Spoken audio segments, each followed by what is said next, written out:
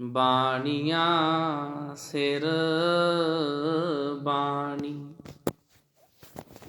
ਜਿਨ ਕੋ ਨਦਰ ਕਰਮ ਹੋਵੇ, ਹਿਰਦੈ ਤਿਨਾ ਸਮਾਣੀ।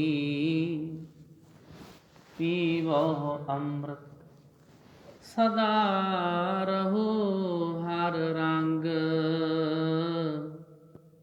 ਜਪਿਓ ਸਾਰਿੰਗ ਪਾਣੀ। ਕਹਿ ਨਾਨਕ ਸਦਾ ਗਾਵੋ, ਇਹ ਸੱਚੀ ਬਾਣੀ। ਵਾਹਿਗੁਰੂ ਸਾਹਿਬ ਜੀਓ।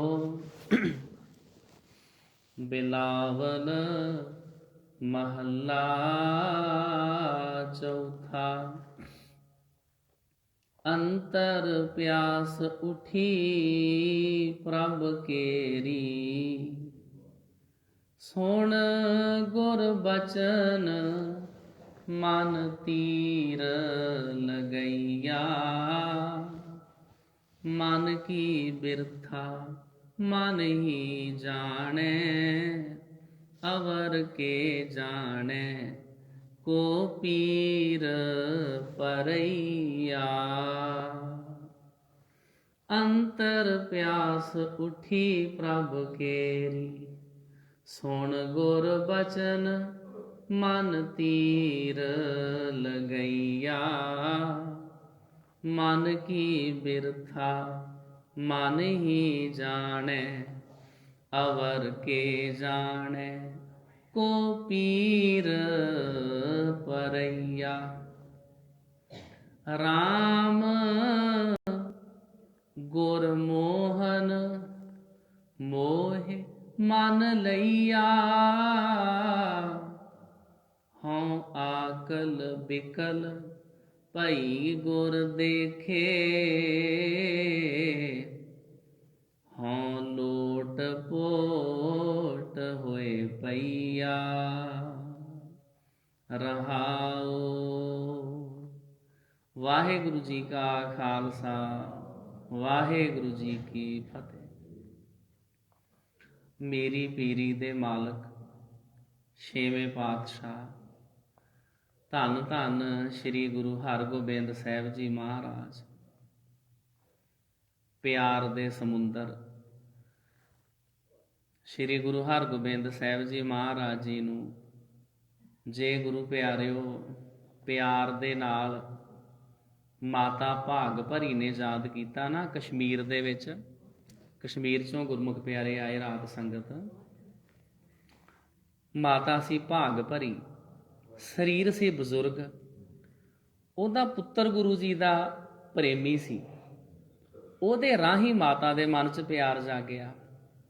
ਮਾਤਾ ਨੇ ਆਪਣੇ ਹੱਥੀਂ ਸੂਤ ਕੱਤਿਆ, ਉਹਦਾ ਬਹੁਤ ਸੋਹਣਾ ਇੱਕ ਕੱਪੜਾ ਸਾਧ ਸੰਗਤ ਜੀ ਉਣਾਇਆ, ਫਿਰ ਉਹਨੂੰ ਰੰਗਾਇਆ।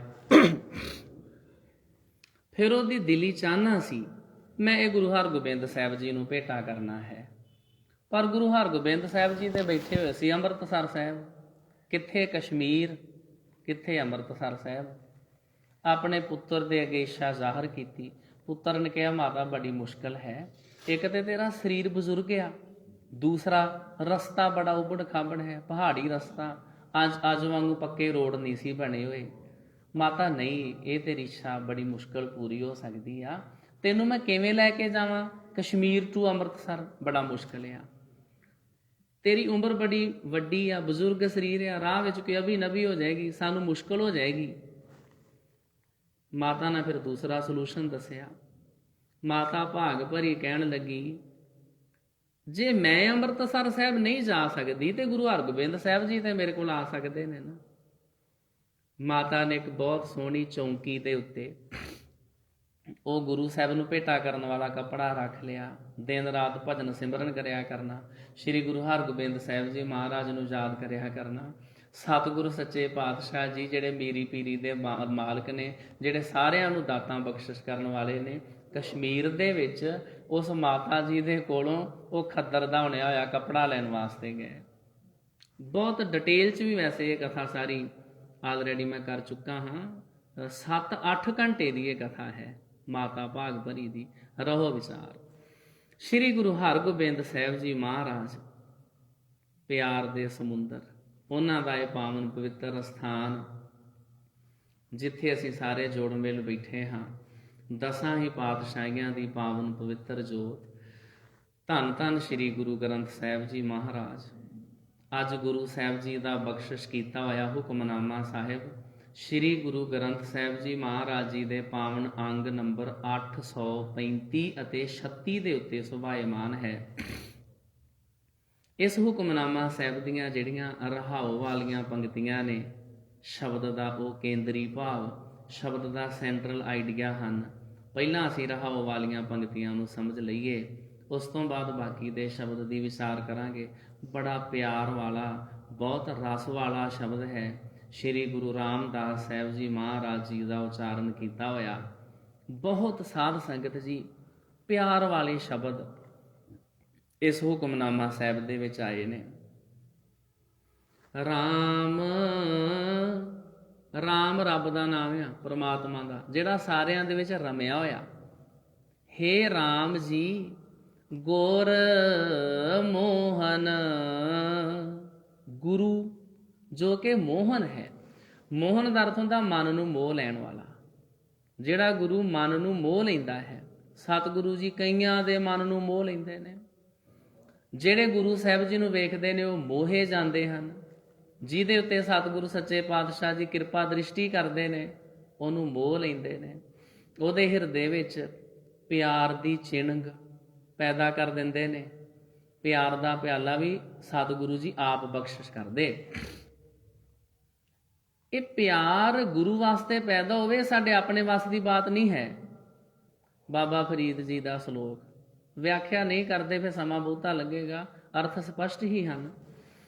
ਫਰੀਦਾ ਕਾਲੀ ਜਿਨੀ ਨਾ ਰਾਵਿਆ, ਧੌਲੀ ਰਾਵੇ ਕੋਏ, ਕਰ ਸਾਈ ਸਿਉ ਪਿਰਹੜੀ, ਰੰਗ ਨਵੇਲਾ ਹੋਏ। ਮਹੱਲਾ ਤੀਜਾ। ਫਰੀਦਾ ਕਾਲੀ ਧੌਲੀ ਸਾਹਿਬ ਸਦਾ ਹੈ, ਜੇ ਕੋ ਚਿਤ ਕਰੇ ਆਪਣਾ ਲਾਇਆ ਪਿਰਮ ਨ ਲੱਗਈ, ਜੇ ਲੋਚੈ ਸਭ ਕੋਏ। ਇਹ ਪਿਰਮ ਪਿਆਲਾ ਖਸਮ ਕਾ, ਜੈ ਭਾਵੈ ਤੈ ਦੇ। ਇਹ ਪਿਆਰ ਦਾ ਪਿਆਲਾ ਜਿਹਨੂੰ ਸਤਿਗੁਰੂ ਜੀ ਦੇਣ ਉਹਨੂੰ ਪ੍ਰਾਪਤ ਹੁੰਦਾ। ਜਿਹਨੂੰ ਪਿਆਰ ਦਾ ਪਿਆਲਾ ਮਿਲ ਜਾਵੇ ਉਹ ਫਿਰ ਆਪਣੀ ਸਾਰੀ ਜ਼ਿੰਦਗੀ ਗੁਰੂ ਦੇ ਗੁਣ ਗਾਉਣ ਤੇ ਲਾ ਦਿੰਦਾ। ਜਿਹਨੂੰ ਸਤਿਗੁਰੂ ਜੀ ਕਿਰਪਾ ਕਰਕੇ ਦੇਣ। ਗੁਰੂ ਸਾਹਿਬ ਜੀ ਸੱਚੇ ਪਾਤਸ਼ਾਹ ਜੀ ਦੇ ਦਰਸ਼ਨ ਦਿਦਾਰੇ ਕਰਕੇ ਗੁਰੂ ਦੀ ਸੰਗਤ ਵਿੱਚ ਕਿਸੇ ਦੇ ਮਨ ਵਿੱਚ ਕਿਵੇਂ ਦੀ ਭਾਵਨਾ ਪੈਦਾ ਹੁੰਦੀ ਆ, ਕਿਸੇ ਦੇ ਮਨ ਵਿੱਚ ਕਿਵੇਂ ਦੀ ਭਾਵਨਾ ਪੈਦਾ ਹੁੰਦੀ ਆ। ਜਿਹੜਾ ਕੱਲ ਹੁਕਮਨਾਮਾ ਸਾਹਿਬ ਸਤਿਗੁਰੂ ਜੀ ਨੇ ਬਖਸ਼ਿਸ਼ ਕੀਤਾ ਸੀ, ਉਸ ਹੁਕਮਨਾਮਾ ਸਾਹਿਬ ਦੇ ਨਾਲ ਰਿਲੇਟਡ ਜਿਹੜੀ ਸਾਖੀ ਹੈ ਉਹ ਇਸ ਪੰਕਤੀ ਦੇ ਉੱਤੇ ਵੀ ਬਹੁਤ ਢੁਕਦੀ ਹੈ। ਰਾਮ ਗੁਰ ਮੋਹਨ, ਮੋਹ ਮਨ ਲਈਆ। ਮੇਰਾ ਮਨ ਗੁਰੂ ਮੋਹਨ ਦੇ ਉੱਤੇ ਮੋਹਿਤ ਹੋ ਗਿਆ ਹੈ। ਉਹ ਸਾਖੀ ਇਸ ਤਰ੍ਹਾਂ ਹੈ। ਸ੍ਰੀ ਗੁਰੂ ਗੋਬਿੰਦ ਸਿੰਘ ਜੀ ਮਹਾਰਾਜ ਕਲਗੀਧਰ ਪਾਤਸ਼ਾਹ ਜਿਹੜੇ ਸਾਰਿਆਂ ਨੂੰ ਸੁਹੱਪਣ ਬਖਸ਼ਿਸ਼ ਕਰਨ ਵਾਲੇ ਹਨ, ਉਹ ਆਪ ਕਿੰਨੇ ਸੋਹਣੇ ਹੋਣਗੇ। ਕਿਤਨੀ ਉਹਨਾਂ ਵਿੱਚ ਅਟਰੈਕਸ਼ਨ, ਕਸ਼ਿਸ਼, ਖਿੱਚ ਹੋਵੇਗੀ। ਮਹਾਰਾਜਾ ਰਣਜੀਤ ਸਿੰਘ ਨੇ ਇੱਕ ਵਾਰੀ ਆਪਣੇ ਦਰਬਾਰ ਵਿੱਚ ਐਲਾਨ ਕੀਤਾ ਵੀ ਕੋਈ ਇਹੋ ਜਿਹਾ ਗੁਰਸਿੱਖ ਪਿਆਰਾ ਹੈ ਜਿਹਨੇ ਗੁਰੂ ਗੋਬਿੰਦ ਸਿੰਘ ਜੀ ਮਹਾਰਾਜ ਦੇ ਦਰਸ਼ਨ ਕੀਤੇ ਹੋਣ। ਇੱਕ ਨਿਹੰਗ ਸਿੰਘ ਸੀ, ਬੜੀ ਲੰਬੀ ਉਮਰ ਦਾ। ਉਹਨੇ ਕਿਹਾ ਜੀ ਮੈਂ ਗੁਰੂ ਗੋਬਿੰਦ ਸਿੰਘ ਜੀ ਮਹਾਰਾਜ ਦੇ ਸਾਖਸ਼ਾਤ ਸਾਹਮਣੇ ਦਰਸ਼ਨ ਕੀਤੇ ਨੇ। ਮਹਾਰਾਜਾ ਰਣਜੀਤ ਸਿੰਘ ਨੇ ਕਿਹਾ ਤੂੰ ਫਿਰ ਉਹ ਹਾਲ ਬਿਆਨ ਕਰ ਵੀ ਗੁਰੂ ਗੋਬਿੰਦ ਸਿੰਘ ਜੀ ਮਹਾਰਾਜ ਕਿਵੇਂ ਦੇ ਸੀ। ਉਹ ਨਿਹੰਗ ਸਿੰਘ ਕਹਿਣ ਲੱਗਾ ਜੀ ਮੈਂ ਹਾਲ ਬਿਆਨ ਕੀ ਕਰਨਾ ਹੈ।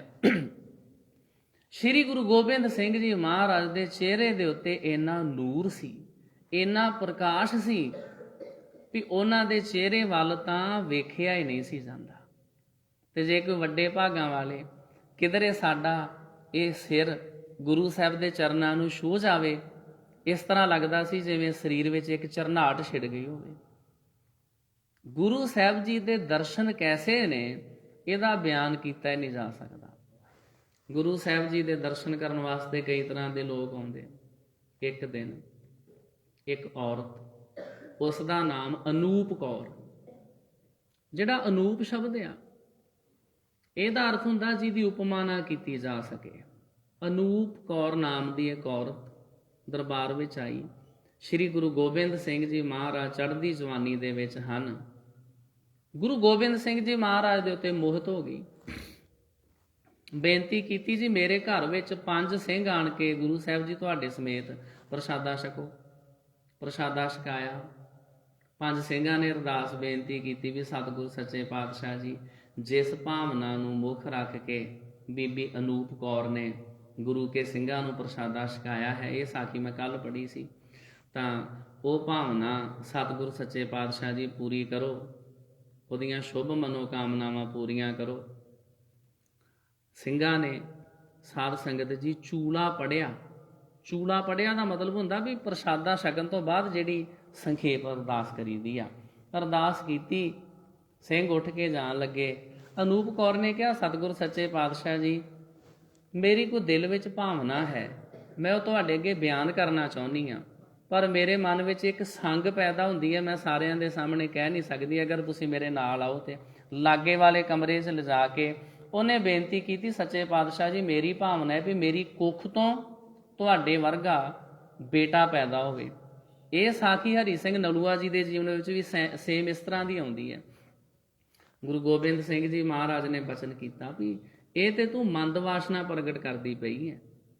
ਉਹਨੇ ਕਿਉਂ ਕਿਹਾ, ਸੱਚੇ ਪਾਤਸ਼ਾਹ ਜੀ, ਅਗਰ ਤੁਸੀਂ ਮੇਰੀ ਇੱਛਾ ਪੂਰੀ ਨਾ ਕੀਤੀ, ਮੈਂ ਲੋਕਾਂ ਦੇ ਵਿੱਚ ਰੌਲਾ ਪਾ ਦਿਆਂਗੀ ਵੀ ਵੇਖੋ ਵੀ ਗੁਰੂ ਗੋਬਿੰਦ ਸਿੰਘ ਜੀ ਮਹਾਰਾਜ ਜੀ ਨੇ ਮੇਰੀ ਬਾਂਹ ਫੜੀ ਹੈ। ਇਹ ਵੀ ਲਿਖਿਆ ਹੋਇਆ ਉੱਥੇ। ਤਾਂ ਗੁਰੂ ਗੋਬਿੰਦ ਸਿੰਘ ਜੀ ਮਹਾਰਾਜ ਕਹਿਣ ਲੱਗੇ, ਜਿਹੜੇ ਸਾਡੇ ਸਿੱਖ ਨੇ ਨਾ, ਇਹਨਾਂ ਨੂੰ ਸਾਡੇ ਉੱਤੇ ਪੂਰਨ ਵਿਸ਼ਵਾਸ ਹੈ। ਤੂੰ ਜਿੰਨਾ ਮਰਜ਼ੀ ਰੌਲਾ ਪਾ ਦੇ, ਕਿਸੇ ਨੂੰ ਕੁਝ ਮਰਜ਼ੀ ਕਹਿ ਦੇ, ਸਾਡੇ ਸਿੱਖਾਂ ਦਾ ਸਾਡੇ ਉੱਤੇ ਅਟੁੱਟ ਵਿਸ਼ਵਾਸ ਹੈ। ਸਤਿਗੁਰੂ ਜੀ ਫਿਰ ਗੁਰੂ ਗੋਬਿੰਦ ਸਿੰਘ ਜੀ ਮਹਾਰਾਜ ਕਹਿਣ ਲੱਗੇ, ਉਹ ਤਾਂ ਧੰਨ ਮਾਤਾ ਗੁਜਰ ਕੌਰ ਜੀ ਹੀ ਹਨ, ਜਿਨ੍ਹਾਂ ਨੇ ਕਿਰਪਾ ਕਰਕੇ ਤੇ ਸਾਨੂੰ ਜਨਮ ਦਿੱਤਾ ਹੈ। ਉਹ ਤੇ ਕੋਈ ਮਾਤਾ ਗੁਜਰੀ ਜੀ ਵਰਗੀ ਮਹਾਨ ਆਤਮਾ ਹੋਵੇ ਤੇ ਤਾਂ ਹੀ ਉਹਦੇ ਘਰ ਵਿੱਚ ਗੁਰੂ ਗੋਬਿੰਦ ਸਿੰਘ ਜੀ ਮਹਾਰਾਜ ਵਰਗਾ ਬਾਲਕਾ ਪੈਦਾ ਹੋਵੇ ਨਾ। ਤੇ ਗੁਰੂ ਗੋਬਿੰਦ ਸਿੰਘ ਜੀ ਮਹਾਰਾਜ ਨੇ ਉੱਥੇ ਉਹੀ ਬਚਨ ਕਹੇ, ਅਨੂਪ ਕੌਰ, ਤੂੰ ਸਾਨੂੰ ਆਪਣਾ ਸੁਪੁੱਤਰ ਹੀ ਸਮਝ, ਆਪਣੇ ਦਿਲ ਵਿੱਚੋਂ ਮੰਦ ਭਾਵਨਾਵਾਂ ਖਤਮ ਕਰ ਦੇ। ਗੁਰੂ ਗੋਬਿੰਦ ਸਿੰਘ ਜੀ ਮਹਾਰਾਜ ਨੇ ਉੱਤੇ ਇਹੋ ਜਿਹੀ ਕਿਰਪਾ ਦ੍ਰਿਸ਼ਟੀ ਕੀਤੀ, ਉਹਦੇ ਮਨ ਵਿੱਚੋਂ ਮੰਦ ਭਾਵਨਾ ਵਿਕਾਰ ਖਤਮ ਹੋ ਗਏ। ਇਹੋ ਜਿਹੀਆਂ ਅਨੇਕਾਂ ਹੀ ਸਾਖੀਆਂ ਨੇ ਇਤਿਹਾਸ ਦੇ ਅੰਦਰ। ਸ਼੍ਰੀ ਗੁਰੂ ਹਰਗੋਬਿੰਦ ਸਾਹਿਬ ਜੀ ਮਹਾਰਾਜ ਜਦੋਂ ਜਹਾਂਗੀਰ ਬਾਦਸ਼ਾਹ ਨੇ ਸੱਦਿਆ ਸੀ, ਜਿਹੜੀ ਨੂਰ ਜਹਾਂ ਸੀ, ਡਿਟੇਲ 'ਚ ਕਥਾ ਸੁਣਨੀ ਹੋਵੇ ਤੇ ਉਹ 2 ਘੰਟੇ ਦੀ ਕਥਾ ਮੈਂ YouTube ਤੇ ਅਪਲੋਡ ਕੀਤੀ ਆ।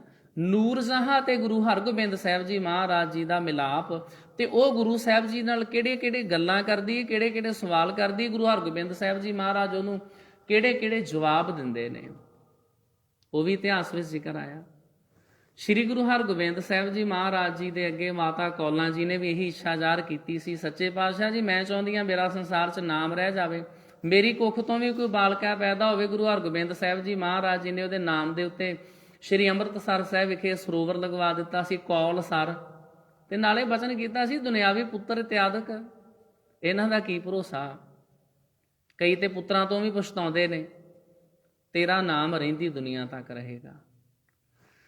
ਸਤਿਗੁਰੂ ਸੱਚੇ ਪਾਤਸ਼ਾਹ ਜੀ ਨੇ ਕਿਰਪਾ ਕੀਤੀ ਤੇ ਮੇਰਾ ਮਨ ਗੁਰੂ ਸਾਹਿਬ ਜੀ ਨੇ ਮੋਹ ਲਿਆ ਹੈ।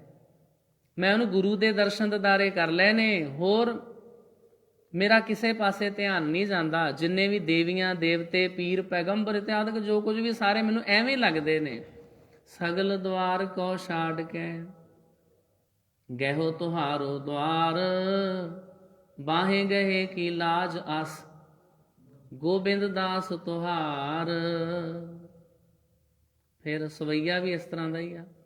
ਜਦੋਂ ਦੇ ਤੁਹਾਡੇ ਚਰਨਾਂ ਨਾਲ ਪਿਆਰ ਪੈਦਾ ਹੋ ਗਿਆ, ਹੁਣ ਕਿਸੇ ਦਾ ਮਨ ਵਿੱਚ ਖਿਆਲ ਨਹੀਂ ਆਉਂਦਾ।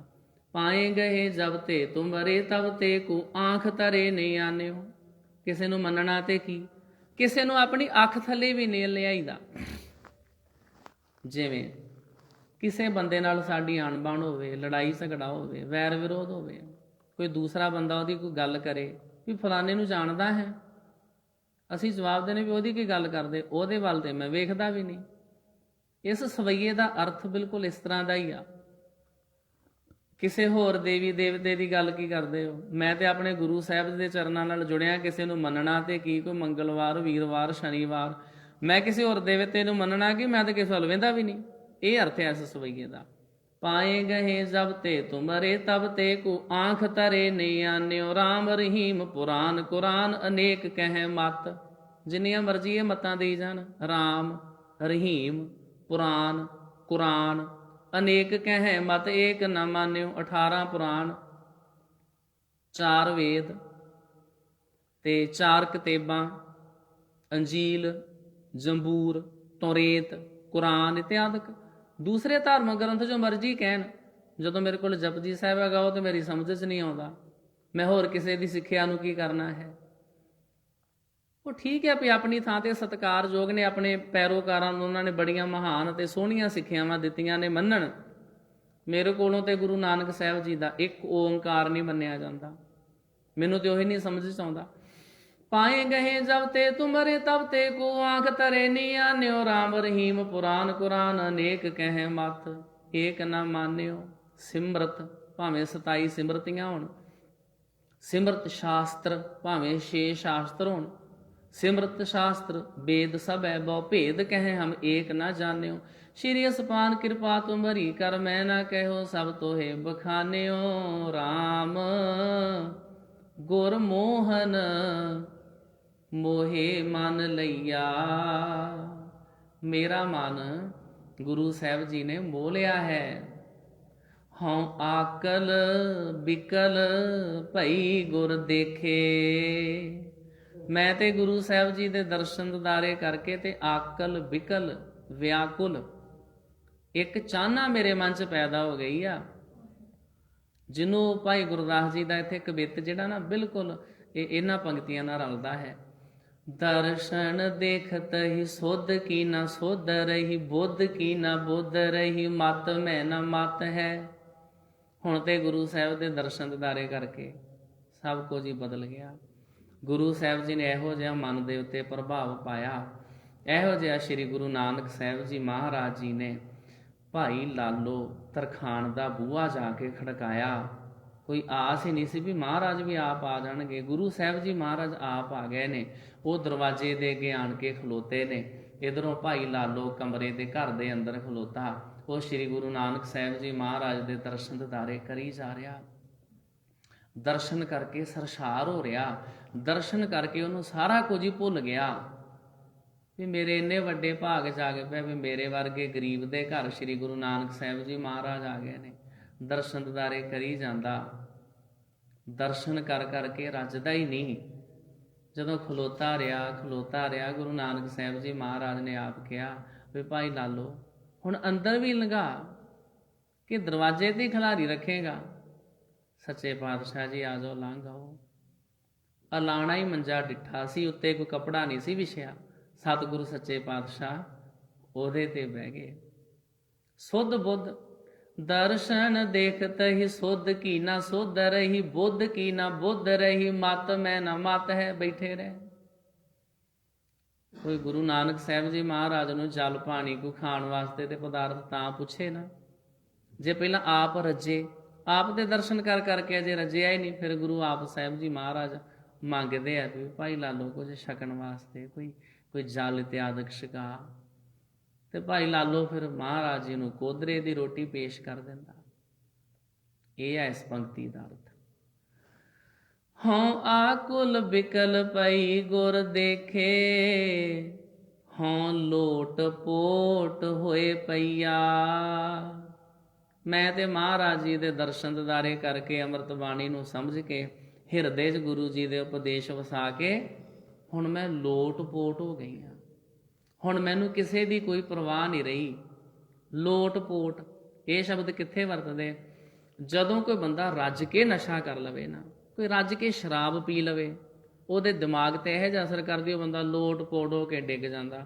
ਉਹਨੂੰ ਕਿਸੇ ਦੀ ਕੋਈ ਪਰਵਾਹ ਨਹੀਂ ਵੀ ਮੈਂ ਗਲੀ 'ਚ ਡਿੱਗਾ ਹੋਇਆ ਵਾਂ, ਮੇਰੇ ਸਕੇ ਸੰਬੰਧੀ ਕੀ ਕਹਿਣਗੇ, ਮੇਰੀ ਇੱਜ਼ਤ ਕੀ ਹੋਵੇਗੀ, ਲੋਕੀ ਮੈਨੂੰ ਕੀ ਕਹਿਣਗੇ, ਉਹਨੂੰ ਕਿਸੇ ਦੀ ਕੋਈ ਪਰਵਾਹ ਨਹੀਂ। ਗੁਰਬਾਣੀ ਦੇ ਵਿੱਚ ਅਮਲੀਆਂ ਦੀਆਂ ਉਦਾਹਰਨਾਂ ਵੀ ਦਿੱਤੀਆਂ ਨੇ। ਉੱਥੇ ਲਿਖਿਆ ਵੀ ਜਿੱਦਾਂ ਕੋਈ ਬੰਦਾ ਅਮਲ ਕਰਨ ਵਾਲਾ ਬੰਦਾ ਅਮਲ ਕਰ ਕਰਕੇ ਨਹੀਂ ਨਾ ਰੱਜਦਾ। ਸਾਡਾ ਆਪਣਾ ਹੀ ਬੰਦਾ ਸਾਡੇ ਘਰ 'ਚੋਂ, ਉਹ ਕਹਿੰਦਾ ਵੀ ਮੈਂ ਉਹਦੀ ਜ਼ੁਬਾਨੀ ਆ, ਮੈਂ ਸੁਣ ਕੇ ਆਇਆ ਹਫ਼ਤਾ ਕੁ ਪਹਿਲਾਂ, ਉਹ ਕਹਿੰਦਾ ਮੈਂ ਇੰਨੀ ਜ਼ਿਆਦੀ ਸ਼ਰਾਬ ਪੀ ਸਕਦਾ ਵਾਂ ਵੀ ਮੇਰੇ ਨਾਲ ਮੁਕਾਬਲਾ ਹੀ ਕੋਈ ਨਹੀਂ ਕਰ ਸਕਦਾ। ਗੁਰਬਾਣੀ ਵਿੱਚ ਬਚਨ ਆਇਆ ਵੀ ਜਿੱਦਾਂ ਅੰਬਲੀ, ਜਿਉਂ ਅੰਬਲੀ ਅੰਬਲ ਨ ਅੰਬੜੈ, ਜਿੱਦਾਂ ਕੋਈ ਅਮਲ ਕਰਨ ਵਾਲਾ ਬੰਦਾ ਅਮਲ ਕਰ ਕਰਕੇ ਰੱਜਦਾ ਹੀ ਨਹੀਂ ਨਾ ਆਪਣਾ, ਕਹਿੰਦਾ ਸਭ ਕੁਝ ਬਰਬਾਦ ਹੋ ਜੇ, ਕਿਡਨੀਆਂ ਗਲਦੀਆਂ ਗਲ ਜਾਣ, ਪਰ ਮੈਂ ਸ਼ਰਾਬ ਪੀਣੀ ਨਹੀਂ ਛੱਡਣੀ ਹੈ। ਭਾਵੇਂ ਮੈਨੂੰ ਕੋਈ ਨਕਲੀ ਦੇ ਜਾਵੇ, ਭਾਵੇਂ ਮਿਲਾਵਟ ਕਰਕੇ ਦੇ ਜਾਵੇ, ਉਹ ਨਹੀਂ ਰੱਜਦਾ ਹੈ। ਲੋਟ ਪੋਟ ਹੋ ਜਾਂਦਾ, ਉਹਨੂੰ ਕਿਸੇ ਦੀ ਕੋਈ ਪਰਵਾਹ ਨਹੀਂ, ਜੋ ਕੋਈ ਕਹਿੰਦਾ ਕਹੀ ਜਾਵੇ। ਇਸੇ ਤਰ੍ਹਾਂ ਜਿਹੜੇ ਰੱਬ ਦੇ ਪਿਆਰੇ ਨੇ ਉਹ ਬਾਣੀ ਪੜ੍ਹ ਪੜ੍ਹ ਕੇ, ਬਾਣੀ ਸਮਝ ਸਮਝ ਕੇ ਲੋਟ ਪੋਟ ਹੋ ਜਾਂਦੇ। ਉਹਨਾਂ ਨੂੰ ਕਿਸੇ ਦੀ ਕੋਈ ਪਰਵਾਹ ਨਹੀਂ ਰਹਿ ਜਾਂਦੀ ਵੀ ਲੋਕੀ ਕੀ ਕਹਿਣਗੇ। ਉਹ ਲੋਕਾਂ ਦੀ ਪਰਵਾਹ ਕਰਨੀ ਛੱਡ ਦਿੰਦੇ ਆ ਵੀ ਗੁਰੂ ਦਾ ਸਿੱਖ ਆ ਮੈਂ, ਬਾਣੀ ਪੜ੍ਹੀ ਹੈ, ਮਹਾਰਾਜ ਜੀ ਦੇ ਉਪਦੇਸ਼ ਲਏ ਆ, ਗੁਰੂ ਦੇ ਉਪਦੇਸ਼ ਲੈ ਲੈ ਕੇ ਮੈਂ ਲੋਟ ਪੋਟ ਹੋ ਗਿਆ ਹਾਂ। ਬੇਟੀ ਦਾ ਵਿਆਹ ਕਰਨਾ, ਆਪਾਂ ਨਹੀਂ ਕਿਸੇ ਨੂੰ ਸ਼ਰਾਬ ਪਿਆਉਣੀ, ਜਿਹੜਾ ਕੋਈ ਕੁਝ ਕਹਿੰਦਾ ਕਹੀ ਜਾਵੇ। ਸਾਡੇ ਵਿਆਹ ਵਿੱਚ ਆਂਡਾ ਮੀਟ ਸ਼ਰਾਬ ਕੁਝ ਨਹੀਂ ਜੇ ਚੱਲਣਾ। ਭਾਵੇਂ ਕੋਈ ਪੈਕਟ 'ਚ ਪਾ ਕੇ 100 ਰੁਪਈਆ ਦੇ ਦੇ, ਭਾਵੇਂ 2100 ਦੇ ਦੇ, ਸਾਨੂੰ ਕਿਸੇ ਨਾਲ ਕੋਈ ਮਤਲਬ ਨਹੀਂ। ਆਪਾਂ ਲੱਗਣਾ ਗੁਰੂ ਦੇ ਆਖੇ। ਲੋਟ ਪੋਟ ਆਪਾਂ ਸਮਰਪਿਤ ਕਰ ਦੇਣਾ, ਸਰੈਂਡਰ ਕਰ ਦੇਣਾ।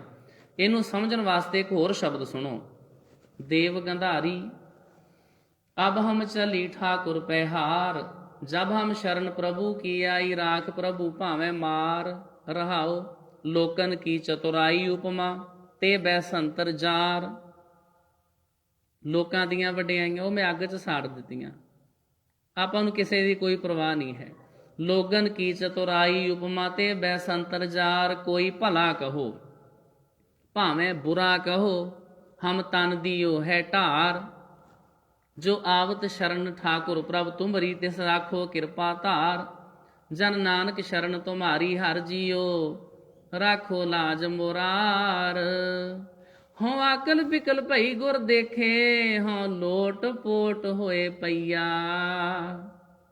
ਕਿਸੇ ਦੀ ਕੋਈ ਪਰਵਾਹ ਨਹੀਂ। ਪਿੰਡ ਦਾ ਸਰਪੰਚ ਆ, ਪਿੰਡ ਦਾ ਮੁਖੀਆ ਹੈ ਭਾਈ ਮੰਝ, ਉਹਦਾ ਸਭ ਕੁਝ ਹੀ ਬਰਬਾਦ ਹੋ ਗਿਆ, ਮਾਲ ਡੰਗਰ ਮਰ ਗਿਆ, ਖੇਤੀਬਾੜੀ ਖਤਮ ਹੋ ਗਈ ਆ। ਉਹ ਸ੍ਰੀ ਗੁਰੂ ਅਰਜਨ ਸਾਹਿਬ ਜੀ ਮਹਾਰਾਜ ਦਾ ਸਿੱਖ ਬਣ ਗਿਆ ਸੀ।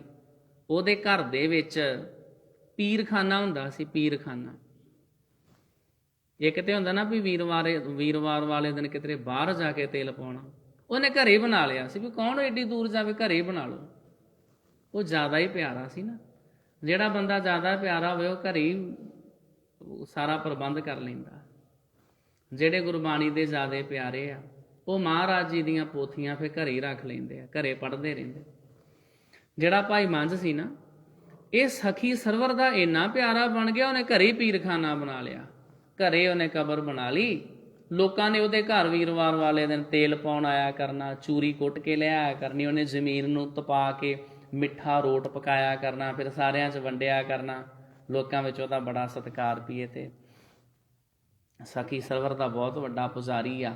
ਫਿਰ ਸ੍ਰੀ ਗੁਰੂ ਅਰਜਨ ਸਾਹਿਬ ਜੀ ਮਹਾਰਾਜ ਦਾ ਉਹ ਸਿੱਖ ਬਣ ਗਿਆ। ਅੰਮ੍ਰਿਤਸਰ ਸਾਹਿਬ ਜਦੋਂ ਗਿਆ, ਉਹਨੇ ਕਥਾ ਸੁਣੀ, ਉੱਥੇ ਜਾ ਕੇ ਸੇਵਾ ਕਰਦੇ ਸੰਗਤ ਵੇਖੀ, ਉਹਨੂੰ ਬੜਾ ਚੰਗਾ ਲੱਗਿਆ। ਉਹਨੇ ਕਿਹਾ ਸ੍ਰੀ ਗੁਰੂ ਗਿਆ ਸੀ ਵੈਸੇ ਨਿਗਾਹੇ ਪੀਰ।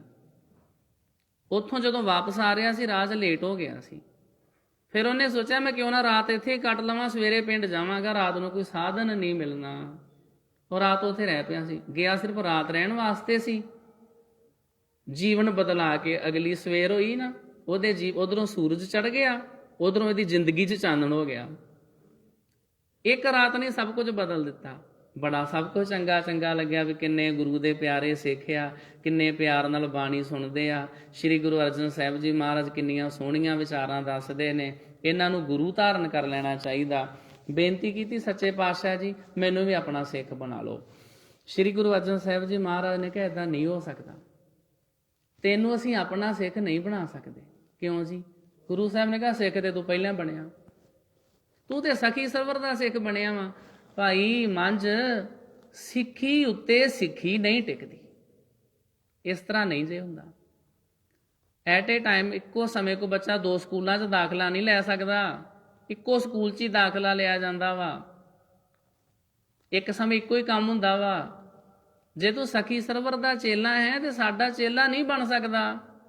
ਤੂੰ ਉਧਰ ਹੀ ਆਪਣਾ ਜੋ ਤੈਨੂੰ ਮਰਿਆਦਾ ਜੋ ਦੱਸਿਆ ਉਧਰ ਰਿਹਾ ਕਰ, ਇੱਧਰ ਆਉਣ ਦੀ ਜ਼ਰੂਰਤ ਨਹੀਂ ਹੈ। ਅਸੀਂ ਦੋਵਾਂ ਬੇੜੀਆਂ 'ਚ ਪੈਰ ਰੱਖਣਾ ਚਾਹੁੰਦੇ ਹਾਂ।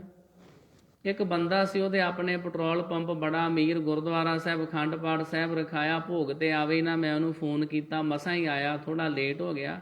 ਮੈਂ ਕਿਹਾ ਜੀ ਲੇਟ ਕਿਉਂ ਆਏ ਹੋ? ਉਹ ਕਹਿੰਦਾ ਜੀ ਅਖੰਡ ਪਾਠ ਸਾਹਿਬ ਦਾ ਭੋਗ ਸੀ ਤੁਹਾਨੂੰ। ਉਹ ਕਹਿੰਦਾ ਜੀ ਅੱਜ ਸੂਰਜ ਹੀ ਲੇਟ ਚੜਿਆ। ਤੇ ਮੈਂ ਕਿਹਾ ਵੀ ਸੂਰਜ ਦਾ ਅਖੰਡ ਪਾਠ ਦੇ ਭੋਗ ਨਾਲ ਕੀ ਸੰਬੰਧ? ਕਹਿੰਦਾ ਜੀ ਵੇਖੋ ਮੇਰੀ ਇੱਕ ਮਰਿਆਦਾ ਵਾ ਵੀ ਸਭ ਤੋਂ ਪਹਿਲਾਂ ਉੱਠ ਕੇ ਮੈਂ ਸੂਰਜ ਦੇਵਤੇ ਨੂੰ ਪਾਣੀ ਦੇਣਾ ਹੁੰਦਾ ਵਾ, ਉਹ ਪਾਣੀ ਦੇਣ ਤੋਂ ਬਾਅਦ ਮੈਂ ਕੋਈ ਹੋਰ ਕੰਮ ਕਰਦਾ। ਅੱਜ ਸੂਰਜ ਲੇਟ ਚੜਿਆ, ਪਾਣੀ ਮੈਂ ਲੇਟ ਦਿੱਤਾ, ਪਾਣੀ ਦੇ ਕੇ ਸੂਰਜ ਨੂੰ ਫੇਰ ਹੀ ਅਖੰਡ ਪਾਠ ਸਾਹਿਬ ਦੇ ਭੋਗ ਤੇ ਆਉਂਦਾ। ਤੇ ਮੈਂ ਕਿਹਾ ਵੀ ਨਾ ਉਹਨੂੰ ਤਾਂ ਵੀ ਸਰ ਜਾਣਾ ਸੀ। ਜਦੋਂ ਸੂਰਜ ਨੂੰ ਆਪਣਾ ਦੇਵਤਾ ਮੰਨਦਾ ਤੇ ਗੁਰੂ ਗ੍ਰੰਥ ਸਾਹਿਬ ਜੀ ਦੇ ਕੋਲੋਂ ਤੈਨੂੰ ਕੀ ਮਿਲਣਾ ਤੇ ਕੀ ਤੂੰ ਲੈਣਾ? ਇੱਕ ਦੇ ਹੋਈਦਾ ਤਾਂ ਗੁਰੂ ਦੀ ਬਖਸ਼ਿਸ਼ ਹੁੰਦੀ ਆ। 2 ਬੇੜੀਆਂ 'ਚ ਪੈਰ ਰੱਖ ਕੇ ਬੰਦਾ ਡੁੱਬ ਜਾਂਦਾ ਵਾ। ਇੱਕ ਪਾਸੇ ਹੋ ਜਾਓ। ਭਗਤ ਸ਼ਾਹ ਹੁਸੈਨ ਜੀ ਲਾਹੌਰ ਦੇ ਰਹਿਣ ਵਾਲੇ। ਲਾਹੌਰ ਦੇ ਵਿੱਚ ਇੱਕ ਵਾਰੀ ਕੋਈ ਸਾਧੂ ਮਹਾਤਮਾ, ਉਹ ਕੋਈ ਕਥਾ ਵਿਚਾਰ ਕਰਨ ਵਾਸਤੇ ਆ ਗਏ। ਪਿੰਡ ਦੇ ਲੋਕਾਂ ਨੇ ਰੋਜ਼ ਹੀ ਸੁਣਨ ਵਾਸਤੇ ਜਾਇਆ ਕਰਨਾ। ਹਫ਼ਤਾ 10 ਦਿਨ ਲੰਘੇ। ਜਿਸ ਦਿਨ ਸੀ ਨਾ ਕਥਾ ਦੀ ਸਮਾਪਤੀ, ਮਹਾਤਮਾ ਜੀ ਨੇ ਕਿਹਾ ਵੀ ਦੱਸੋ ਪਿੰਡ ਦੇ ਲੋਕੋ, ਮੇਰੀਆਂ ਵਿਚਾਰਾਂ ਤੁਹਾਨੂੰ ਚੰਗੀਆਂ ਲੱਗੀਆਂ? ਪਿੰਡ ਦੇ ਲੋਕੀ ਕਹਿਣ ਲੱਗੇ ਜੀ ਕਮਾਲ ਕਰਤੀ, ਤੇ ਬਹੁਤੀ ਸੋਹਣੀ ਤੁਸੀਂ ਕਥਾ ਸੁਣਾਈ, ਬਹੁਤ ਸੋਹਣੀਆਂ ਵਿਚਾਰਾਂ ਸੁਣਾਈਆਂ। ਮਹਾਤਮਾ ਜੀ ਕਹਿਣ ਲੱਗੇ ਮੈਂ ਕੱਲ ਨੂੰ ਤੁਹਾਡੇ ਪਿੰਡੋਂ ਚਲੇ ਜਾਣਾ, ਮੇਰੇ ਨਾਲ ਕੋਈ ਜਾਣਾ ਚਾਹੁੰਦਾ? ਆਪਣਾ ਘਰ ਬਾਹਰ ਛੱਡ ਕੇ, ਬੀਵੀ ਬੱਚੇ ਛੱਡ ਕੇ ਮੇਰੇ ਨਾਲ ਸਾਧੂ ਬਣ ਕੇ ਜਾਣਾ ਚਾਹੁੰਦਾ? ਲੋਕੀ ਕਹਿਣ ਲੱਗੇ ਜੀ ਇਹ ਤੇ ਹੁਣ ਘਰੇ ਸਲਾਹ ਕਰਕੇ ਦੱਸਾਂਗੇ ਵੀ ਏਡਾ ਵੱਡਾ ਫੈਸਲਾ ਹੁਣ ਕਿੱਦਾਂ ਲਿਆ ਜਾਵੇ, ਸਭ ਕੁਝ ਛੱਡ ਕੇ ਕਿੱਦਾਂ ਤੁਹਾਡੇ ਨਾਲ ਤੁਰ ਜਾਈਏ। ਅਗਲੀ ਸਵੇਰ ਹੋਈ, ਭਗਤ ਸ਼ਾਹ ਹੁਸੈਨ ਜੀ ਕਹਿੰਦੇ ਵੀ ਆਪਣੇ ਘਰੋਂ ਨਿਕਲ ਗਏ, ਝੋਲੇ 'ਚ ਕੁਝ ਲੀੜੇ ਕੱਪੜੇ ਪਾ ਲਏ ਤੇ ਲਾਹੌਰ ਦੇ ਉੱਥੇ ਚੌਂਕ 'ਚ ਆ ਕੇ ਖਲੋ ਗਏ। ਉੱਥੇ ਸੋਚਦੇ ਵੀ ਹੁਣ ਮੈਂ ਕੀ ਕਰਾਂ, ਮੈਂ ਦੁਬਦਾ ਵਿੱਚ ਆ, ਕੋਈ ਮੈਂ ਡਿਸੀਜ਼ਨ ਨਹੀਂ ਲੈ ਪਾ ਰਿਹਾ ਵੀ ਕੀ ਕਰਾਂ। ਸਾਰਾ ਘਰ ਪਰਿਵਾਰ ਛੱਡ ਕੇ ਚਲੇ ਜਾਵਾਂ ਸਾਧੂ ਜੀ ਦੇ ਨਾਲ? ਫਿਰ ਮਨ ਵਿੱਚ ਖਿਆਲ ਆਉਂਦਾ ਨਹੀਂ ਇਸ ਤਰ੍ਹਾਂ ਨਹੀਂ ਹੋ ਸਕਦਾ, ਇਹ ਗੱਲ ਤੇ ਗਲਤ ਆ। ਚੌਂਕ 'ਚ ਖਲੋਤੇ ਆ, ਉੱਥੇ ਸੋਚੀ ਜਾਂਦੇ ਆ। ਇੰਨੇ ਚਿਰ ਨੂੰ ਕਹਿੰਦੇ ਜਮਾਦਾਰਨੀ ਆ ਗਈ, ਝਾੜੂ ਮਾਰਨ ਵਾਲੀ, ਸਫਾਈ ਕਰਨ ਵਾਲੀ। ਕੱਲ ਤੇ ਉਹ ਨਾ ਸਫਾਈ ਕਰਨ ਵਾਲੀ ਆ ਗਈ, ਉਹ ਝਾੜੂ ਮਾਰਦੀ ਆਵੇ, ਮਿੱਟੀ ਘਟਾ ਉੱਡਦਾ ਰਵੇ। ਉਹਨੇ ਇੱਕੋ ਸ਼ਬਦ ਕਿਹਾ, ਕਹਿਣ ਲੱਗੀ ਭਗਤ ਜੀ ਇੱਕ ਪਾਸੇ ਹੋ ਜਾਓ, ਐਵੇਂ ਸਿਰ 'ਚ ਸਵਾਹ ਨਾ ਪਵਾਓ, ਸਿਰ 'ਚ ਖੇ ਨਾ ਪਵਾਓ, ਮੈਂ ਝਾੜੂ ਮਾਰਨਾ, ਮਿੱਟੀ ਘਟਾ ਉੱਡਣਾ, ਇੱਕ ਪਾਸੇ ਹੋ ਜਾਓ। ਤੁਸੀਂ ਚੌਂਕ ਦੇ ਵਿਚਕਾਰ ਖਲੋਤੇ ਜੇ, ਮੈਨੂੰ ਆਪਣਾ ਕੰਮ ਕਰਨ ਦਿਓ, ਤੁਸੀਂ ਆਪਣਾ ਕੰਮ ਕਰੋ, ਜਾਂ ਤੇ ਚੱਲ ਜਾਓ ਵਾਪਸ ਆਪਣੇ ਘਰ ਨੂੰ ਤੇ ਜਾਂ ਇੱਧਰ ਨੂੰ ਜਾਓ। ਸ਼ਾਹ ਹੁਸੈਨ ਜੀ ਨੂੰ ਸਮਝ ਆ ਗਈ ਵੀ ਗੱਲ ਵਾਕਿਆ ਠੀਕ ਹੈ, ਵੀ ਮੈਂ ਤੇ ਚੌਂਕ 'ਚ ਖਲੋਤਾ, ਮੇਰੇ ਸਿਰ 'ਚ ਤੇ ਖੇ ਸਵਾਹ ਪੈ ਰਹੀ ਆ, ਇੱਕ ਪਾਸੇ ਹੋ ਜਾਣਾ ਚਾਹੀਦਾ। ਸਾਨੂੰ ਵੀ ਇੱਕ ਪਾਸੇ ਹੋ ਜਾਣਾ ਚਾਹੀਦਾ, ਇੱਕ ਦਾ ਪੱਲਾ ਫੜਨਾ ਚਾਹੀਦਾ। ਜੇ ਗਣੇਸ਼ ਜੀ ਦੀ ਪੂਜਾ ਕਰਨੀ ਹੈ ਤੇ ਪ੍ਰੋਪਰ ਉਹਨਾਂ ਦੀ ਹੀ ਕਰੋ, ਉਹਨਾਂ ਦਾ ਸਾਰਾ ਇਤਿਹਾਸ ਪੜ੍ਹੋ, ਸਟੱਡੀ ਕਰੋ, ਸਾਰਾ ਪੁਰਾਣ ਪੜ੍ਹੋ, ਸਭ ਕੁਝ ਕਰੋ। ਜੇ ਇਧਰਲੇ ਪਾਸੇ ਆਉਣਾ ਤਾਂ ਫਿਰ ਗੁਰਬਾਣੀ ਤੇ ਲੜ ਲੱਗ ਜਾਓ। ਜੇ ਅਸੀਂ ਦੋਵੇਂ ਪਾਸੇ ਚੱਲਾਂਗੇ ਨਾ, ਫਿਰ ਸਾਡੇ ਸਿਰ ਵਿੱਚ ਸਵਾਹ ਹੀ ਪੈਂਦੀ ਹੈ। ਫਾਰ ਐਗਜ਼ਾਮਪਲ ਹੀ ਆ, ਭਾਵ ਜਿਹਦੇ ਨਾਲ ਜੁੜਨਾ ਪ੍ਰੋਪਰ ਇੱਕ ਦੇ ਨਾਲ ਜੁੜੋ। ਕੋਈ ਭਲਾ ਕਹੋ ਭਾਵੇਂ ਬੁਰਾ ਕਹੋ, ਹਮ ਤਨ ਦਿਓ ਹੈ ਢਾਰ।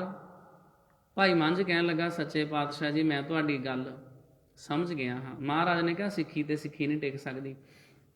ਸ਼ਾਮ ਨੂੰ ਆਪਣੇ ਘਰ ਆਇਆ, ਆਉਂਦਿਆਂ ਸਾਰ ਪਹਿਲਾਂ ਤੇ ਉਹਨੇ ਫੜਿਆ ਹਥੌੜਾ ਫੜ ਕੇ ਜਿਉਂ ਕਬਰ ਨੂੰ ਪੁੱਟਣ ਲੱਗਾ, ਠੱਕ ਠੱਕ ਦੀ ਆਵਾਜ਼ ਆਵੇ, ਆਂਢੀ ਗੁਆਂਢੀ ਇਕੱਠੇ ਹੋ ਗਏ। ਉਹਨਾਂ ਨੇ ਕਿਹਾ ਵੀ ਇਹਨਾਂ ਦੇ ਘਰ ਕਾਹਦਾ ਖੜਾਕ ਆ ਰਿਹਾ। ਅੱਜ ਵਾਂਗੂ ਵੌਇਸ ਪੋਲੂਸ਼ਨ ਇੰਨਾ ਨਹੀਂ ਸੀ, ਥੋੜਾ ਜਿਹਾ ਵੀ ਖੜਾਕ ਆਉਂਦਾ ਸੀ ਦੂਰ ਦੂਰ ਤੱਕ ਸੁਣਾਈ ਦਿੰਦਾ ਸੀ। ਲੋਕੀ ਇਕੱਠੇ ਹੋ ਗਏ। ਲੋਕਾਂ ਨੇ ਵੇਖਿਆ ਭਾਈ ਮੰਝ ਜਿਹੜਾ ਇੰਨਾ ਜ਼ਿਆਦਾ ਸਖੀ ਸਰਵਰ ਦਾ ਪਿਆਰਾ ਉਪਾਸ਼ਕ ਆ, ਆਪਣੇ ਘਰ ਵਿੱਚੋਂ ਪੀਰ ਦੀ ਕਬਰ ਢਾਈ ਜਾਂਦਾ ਵਾ। ਲੋਕਾਂ ਨੇ ਕਿਹਾ ਤੇਰਾ ਦਿਮਾਗ ਖਰਾਬ ਹੋ ਗਿਆ ਵਾ, ਇਹ ਕੰਮ ਨਾ ਕਰ, ਅਜੇ ਵੀ ਮਾਫੀ ਮੰਗ ਲੈ, ਪੀਰ ਨੇ ਤੇਰੇ ਤੇ ਕਰੋਪੀ ਕਰ ਦੇਣੀ ਆ। ਭਾਈ ਮੰਝ ਨੇ ਕਿਸੇ ਦੀ ਇੱਕ ਨਾ ਮੰਨੀ। ਸਮਾਂ ਪਾ ਕੇ ਉਹਦੇ ਘਰ 'ਚ ਕੋਈ ਨੁਕਸਾਨ ਹੋਇਆ, ਕੋਈ ਮਾਲ ਡੰਗਰ ਮਰ ਗਿਆ, ਕੋਈ ਖੇਤੀਬਾੜੀ ਦਾ ਕੰਮ ਡਾਊਨ ਹੋ ਗਿਆ। ਪਿੰਡ ਦੇ ਲੋਕੀ ਬੜੇ ਸਾਰੇ ਨਾਰਾਜ਼ ਹੋਏ। ਉਹਨੂੰ ਕਹਿਣ ਲੱਗੇ ਤੇਰੇ ਵਰਗਾ ਪਾਪੀ ਬੰਦਾ ਸਾਡੇ ਪਿੰਡ 'ਚ ਰਹਿਣਾ ਹੀ ਨਹੀਂ ਚਾਹੀਦਾ। ਉਹਨੂੰ ਪਿੰਡ 'ਚੋਂ ਹੀ ਕੱਢ ਦਿੱਤਾ। ਉਹ ਵਿਚਾਰਾ ਅੰਮ੍ਰਿਤਸਰ ਸਾਹਿਬ ਆ ਗਿਆ, ਆਪਣੀ ਘਰ ਵਾਲੀ ਆਪਣੀ ਬੇਟੀ ਨੂੰ ਲੈ ਕੇ, ਪਰਿਵਾਰ ਨੂੰ ਲੈ ਕੇ। ਉੱਥੇ ਆਣ ਕੇ ਜੰਗਲ ਦੇ ਵਿੱਚੋਂ ਲੱਕੜਾਂ ਕੱਟਣ ਦੀ ਸੇਵਾ ਕਰਿਆ ਕਰੇ, ਨਾਲੇ ਸੇਵਾ ਕਰੇ, ਨਾਲੇ ਲੰਗਰ 'ਚੋਂ ਪ੍ਰਸ਼ਾਦਾ ਪਾਣੀ ਛਕੇ। ਸ਼੍ਰੀ ਗੁਰੂ ਅਰਜਨ ਸਾਹਿਬ ਜੀ ਮਹਾਰਾਜ ਨੇ ਇੱਕ ਦਿਨ ਪੁੱਛਿਆ, ਭਾਈ ਮੰਝ ਕਿਵੇਂ ਚੱਲ ਰਿਹਾ, ਤੇਰੀ ਜ਼ਿੰਦਗੀ ਕਿਵੇਂ ਬਤੀਤ ਹੋ ਰਹੀ ਆ? ਉਹਨੇ ਕਿਹਾ ਸੱਚੇ ਪਾਤਸ਼ਾਹ ਜੀ ਬਹੁਤ ਸੋਹਣੀ ਬਤੀਤ ਹੋ ਰਹੀ ਆ। ਗੁਰੂ ਕੇ ਲੰਗਰ ਦੇ ਵਾਸਤੇ ਜੰਗਲ ਵਿੱਚੋਂ ਲੱਕੜਾਂ ਕੱਟ ਲਿਆਉਣਾ ਹਾਂ, ਲੰਗਰ ਵਿੱਚੋਂ ਪ੍ਰਸ਼ਾਦਾ ਛਕ ਲੈਂਦਾ ਹਾਂ। ਸ਼੍ਰੀ ਗੁਰੂ ਅਰਜਨ ਸਾਹਿਬ ਜੀ ਮਹਾਰਾਜ ਨੇ ਬਚਨ ਕੀਤਾ ਵੀ ਇਹ ਕੋਈ ਸੇਵਾ ਤੇ ਨਾ ਹੋਈ। ਇਹ ਤੇ ਬਰਾਬਰ ਹੀ ਕੰਮ ਹੋਇਆ। ਉਨੀਆਂ ਕੁ ਲੱਕੜਾਂ ਲੈ ਆਂਦੀਆਂ, ਉਹਨਾਂ ਕੁ ਪ੍ਰਸ਼ਾਦਾ ਛਕ ਲਿਆ। ਇਹ ਵੀ ਸੇਵਾ ਕੀ ਹੋਈ? ਉਹਨੂੰ ਰਮਜ ਸਮਝ ਆਈ। ਪਹਿਲਾਂ ਉਹ ਇੱਕ ਲੱਕੜ ਦੀ ਪੰਡ ਲਿਆਉਂਦਾ ਸੀ, ਹੁਣ 2 ਲਿਆਉਣੀਆਂ ਸ਼ੁਰੂ ਕੀਤੀਆਂ। ਇੱਕ ਪੰਡ ਲੰਗਰ 'ਚ ਸੁੱਟ ਦਿਆ ਕਰਨੀ ਲੱਕੜਾਂ ਦੀ, ਇੱਕ ਲੱਕੜ ਦੀ ਪੰਡ ਵੇਚ ਕੇ ਉਹਦੇ ਨਾਲ ਜਿਹੜੇ ਪੈਸੇ ਵਟਿਆ ਕਰਨੇ, ਲੰਗਰ ਉਹਦਾ ਛਕਿਆ ਕਰਨਾ। ਇੱਕ ਦਿਨ ਮੀਂਹ ਝੱਖੜ ਹਨੇਰੀ ਆਇਆ। ਭਾਈ ਮੰਝ ਲੱਕੜਾਂ ਕੱਟਣ ਵਾਸਤੇ ਗਿਆ ਜੰਗਲ ਦੇ ਵਿੱਚ। ਸਿਰ ਦੇ ਉੱਤੇ ਲੱਕੜਾਂ ਦੀ ਪੰਡ ਚੁੱਕੀ ਹੋਈ। ਇੱਕ ਖੂਹ ਸੀ, ਉਹਦੇ ਉੱਤੇ ਮਣ ਹੈ ਨਹੀਂ ਸੀ। ਮਣ ਮਤਲਬ ਖੂਹ ਦਾ ਕਿਨਾਰਾ, ਸਾਈਡਾਂ ਨਹੀਂ ਸੀ ਬਣੀਆਂ, ਸਿੱਧਾ ਖੂਹ ਸੀ। ਤੇ ਭਾਈ ਮੰਝ ਉਹਦੇ ਵਿੱਚ ਡਿੱਗ ਪਿਆ। ਸਿਰ ਦੇ ਉੱਤੇ ਲੱਕੜਾਂ ਦੀ ਪੰਡ ਚੁੱਕੀ ਹੋਈ ਆ। ਆਵਾਜ਼ਾਂ ਮਾਰਦਾ ਵੀ ਮੈਨੂੰ ਕੋਈ ਕੱਢੋ, ਵੀ ਮੇਰੇ ਸਿਰ ਤੇ ਲੱਕੜਾਂ ਦੀ ਪੰਡ ਆ। ਇੰਨੇ ਚਿਰ ਨੂੰ ਸ਼੍ਰੀ ਗੁਰੂ ਅਰਜਨ ਸਾਹਿਬ ਜੀ ਮਹਾਰਾਜ ਆਏ। ਵਾਹੋ ਦਾਈ ਘੋੜੇ ਤੇ ਸਵਾਰ, ਹੱਥ ਵਿੱਚ ਰੱਸਾ ਫੜਿਆ ਹੋਇਆ। ਮਗਰ ਸਿੱਖ ਆ ਗਏ। ਭਾਈ ਮੰਝ ਦੇ ਉਹ ਖੂਹ ਵਿੱਚ ਰੱਸਾ ਸੁੱਟਿਆ। ਅੰਮ੍ਰਿਤਸਰ ਸਾਹਿਬ ਤੋਂ ਤਰਨਤਾਰਨ ਸਾਹਿਬ ਨੂੰ ਆਈਏ ਤੇ ਉੱਥੇ ਗਏ। ਗੁਰਦੁਆਰਾ ਸਾਹਿਬ ਬਣਿਆ ਹੋਇਆ ਜੇ, ਉਹਦਾ ਨਾਮ ਆ ਗੁਰਦੁਆਰਾ ਸਾਹਿਬ ਖੂਹ ਭਾਈ ਮੰਝ ਜੀ। ਰੱਸਾ ਸੁੱਟਿਆ ਵਿੱਚ, ਭਾਈ ਇੱਦਾਂ ਕਰ ਰੱਸਾ ਫੜ ਤੇ ਆ ਜਾ ਬਾਹਰ। ਭਾਈ ਮੰਝ ਕਹਿਣ ਲੱਗਾ ਨਹੀਂ ਸੱਚੇ ਪਾਤਸ਼ਾਹ ਜੀ, ਪਹਿਲਾਂ ਮੈਂ ਲੱਕੜਾਂ ਦੀ ਪੰਡ ਬੰਨ੍ਹ ਦੇਣਾ ਹਾਂ ਰੱਸੇ ਨਾਲ, ਪਹਿਲਾਂ ਲੱਕੜਾਂ ਕੱਢ ਲਓ, ਮੈਂ ਬਾਅਦ 'ਚ ਆ ਜਾਵਾਂਗਾ। ਮੈਂ ਖੂਹ ਦੇ ਵਿੱਚ ਖਲੋਤਾ ਹੋਇਆ, ਪਾਣੀ ਘੱਟ ਆ, ਜੇ ਮੈਂ ਲੱਕੜਾਂ ਛੱਡ ਕੇ ਆਪ ਪਹਿਲਾਂ ਬਾਹਰ ਆ ਗਿਆ, ਲੱਕੜਾਂ ਭਿੱਜ ਜਾਣੀਆਂ ਜੇ, ਗੁਰੂ ਕਾ ਲੰਗਰ ਕਿੱਦਾਂ ਪੱਕੇਗਾ? ਪਹਿਲਾਂ ਲੱਕੜਾਂ ਕੱਢੀਆਂ, ਫੇਰ ਭਾਈ ਮੰਝ ਬਾਹਰ ਆਇਆ। ਮਿੱਟੀ ਘੱਟੇ ਨਾਲ ਲਿਬੜਿਆ ਤੇ ਬੜਿਆ ਖੂਹ, ਕੱਚੇ ਖੂਹ ਪੁਰਾਣੇ ਸਮੇਂ 'ਚ। ਤੇ ਪਹਿਲਾਂ ਲੱਕੜਾਂ ਕੱਟੀਆਂ ਸੀ ਤੇ ਗਿੱਲੇ ਕੱਪੜੇ ਮੈਲੇ, ਮਿੱਟੀ ਘੱਟੇ ਵਾਲੇ। ਸ਼੍ਰੀ ਗੁਰੂ ਅਰਜਨ ਸਾਹਿਬ ਜੀ ਮਹਾਰਾਜ ਖੂਹ ਦੇ ਬਾਹਰਲੇ ਪਾਸੇ ਖਲੋਤੇ। ਜਿਵੇਂ ਭਾਈ ਮੰਝ ਬਾਹਰ ਆਇਆ, ਸ਼੍ਰੀ ਗੁਰੂ ਅਰਜਨ ਸਾਹਿਬ ਜੀ ਮਹਾਰਾਜ ਨੇ ਭਾਈ ਮੰਝ ਜੀ ਨੂੰ ਆਪਣੇ ਕਲਾਵੇ ਵਿੱਚ ਲੈ ਲਿਆ, ਜੱਫੀ ਪਾ ਲਈ ਘੁੱਟ ਕੇ ਤੇ ਕਿਹਾ, ਮੰਝ ਪਿਆਰਾ ਗੁਰੂ ਕੋ ਗੁਰ ਮੰਝ ਪਿਆਰਾ, ਮੰਝ ਗੁਰੂ ਕਾ ਬੋਹਿ ਥਾ ਜਗ ਲੰਘਣ ਹਾਰਾ। ਸ਼੍ਰੀ ਗੁਰੂ ਅਰਜਨ ਸਾਹਿਬ ਜੀ ਮਹਾਰਾਜ ਨੂੰ ਬਚਨ ਕੀਤਾ ਸੀ ਉਹਨਾਂ ਦੇ ਨਾਨਾ ਸ਼੍ਰੀ ਗੁਰੂ ਅਮਰਦਾਸ ਸਾਹਿਬ ਜੀ ਮਹਾਰਾਜ ਨੇ, ਦੋਹਿਤਾ ਬਾਣੀ ਕਾ ਬੋਹਿਥਾ। ਅੱਜ ਉਹੋ ਹੀ ਬਚਨ ਸ਼੍ਰੀ ਗੁਰੂ ਅਰਜਨ ਸਾਹਿਬ ਜੀ ਮਹਾਰਾਜ ਨੇ ਆਪਣੇ ਸਿੱਖ ਨੂੰ ਕਰ ਦਿੱਤਾ, ਮੰਝ ਗੁਰੂ ਕਾ ਬੋਹਿਥਾ। ਬੋਹਿਥਾ ਮੀਨਸ ਜਹਾਜ਼। ਮੰਝ ਗੁਰੂ ਕਾ ਬੋਹਿਥਾ ਜਗ ਲੰਘਣ ਹਾਰਾ। ਭਾਈ ਮੰਝ ਤੂੰ ਜਹਾਜ਼ ਹੈ, ਜਿਹੜੇ ਤੇਰੀ ਸੰਗਤ ਕਰਨਗੇ ਉਹਨਾਂ ਦਾ ਵਪਾਰ ਉਤਾਰਾ ਹੋ ਜਾਏਗਾ। ਕਦੋਂ ਬਖਸ਼ਾਂ ਹੁੰਦੀਆਂ ਨੇ? ਜਦੋਂ ਕੋਈ ਬੰਦਾ ਲੋਟ ਪੋਟ ਹੋ ਜਾਵੇ, ਜਦੋਂ ਕੋਈ ਆਪਣਾ ਕੋਈ ਆਪਾ ਸਮਰਪਿਤ ਕਰ ਦੇਵੇ, ਜਦੋਂ ਕੋਈ ਲੋਕਾਂ ਦੀ ਪਰਵਾਹ ਨਾ ਕਰੇ ਵੀ ਲੋਕੀ ਮੈਨੂੰ ਕੀ ਕਹਿਣਗੇ। ਰਾਮ ਗੁਰਮੋਹਨ ਮੋਹਿ ਮਨ ਲਈਆ, ਹੋਂ ਆਕਲ ਬਿਕਲ ਭਈ ਗੁਰ ਦੇਖੇ, ਹੋਂ ਲੋਟ ਪੋਟ ਹੋਏ ਪਈਆ। ਫਿਰ ਕਿਸੇ ਦੀ ਕੋਈ ਪਰਵਾਹ ਨਹੀਂ। ਫਿਰ ਜੋ ਕੁਝ ਹੁੰਦਾ ਸਭ ਕੁਝ ਗੁਰੂ ਦੇ ਹੁਕਮ ਅਨੁਸਾਰ ਹੁੰਦਾ, ਗੁਰੂ ਦੀ ਰਜ਼ਾ 'ਚ ਹੁੰਦਾ ਵਾ। ਅਸੀਂ ਫਿਰ ਉਹ ਕੰਮ ਕਰਦੇ ਹਾਂ ਜਿਹੜੇ ਗੁਰੂ ਸਾਹਿਬ ਜੀ ਦੇ ਹੁਕਮ ਅਨੁਸਾਰ ਹੋਣ, ਜਿਨ੍ਹਾਂ ਨਾਲ ਗੁਰੂ ਸਾਹਿਬ ਜੀ ਪ੍ਰਸੰਨ ਹੋਣ। ਜਦੋਂ ਗੁਰੂ ਜੀ ਦੇ ਨਾਲ ਮਨ ਮੋਹਿਆ ਗਿਆ, ਫਿਰ ਉਹੀ ਕੰਮ ਕਰਾਂਗੇ ਜਿਹੜਾ ਗੁਰੂ ਸਾਹਿਬ ਜੀ ਹੁਕਮ ਕਰਨ। ਲੋਕੀ ਬੇਸ਼ੱਕ ਕਹਿੰਦੇ ਤੇ ਕਹੀ ਜਾਣ, ਇਹਨੂੰ ਹੁਣ ਦਾੜੀ 'ਚ ਧੌਲੇ ਆ ਗਏ ਨੇ, ਇਹ ਹੁਣ ਬੁਰੜਾ ਹੋ ਚੱਲਿਆ ਵਾ, ਇਹ ਹੁਣ ਬਜ਼ੁਰਗ ਹੋ ਚੱਲਿਆ ਵਾ, ਮੈਨੂੰ ਕਿਸੇ ਦੀ ਕੋਈ ਪਰਵਾਹ ਨਹੀਂ। ਜੇ ਮੇਰੇ ਸਿਰ ਦੇ ਮੇਰੇ ਦਾੜੇ ਦੇ ਕੇਸ ਚਿੱਟੇ ਹੁੰਦੇ, ਧੌਲੇ ਹੁੰਦੇ ਆ, ਤੇ ਗੁਰੂ ਸਾਹਿਬ ਦੀ ਕਿਰਪਾ ਵਾ ਮੇਰੇ ਉੱਤੇ, ਮੈਂ ਇਹਨੂੰ ਖਿੜੇ ਮੱਥੇ ਪ੍ਰਵਾਨ ਕਰਾਂਗਾ। ਮੈਂ ਨਹੀਂ ਉਹ ਕਈ ਤਰ੍ਹਾਂ ਦੇ ਰੰਗੇ ਤੇ ਅਦਕ ਲਾ ਕੇ ਆਪਣੇ ਵਾਲ ਰੰਗਣੇ।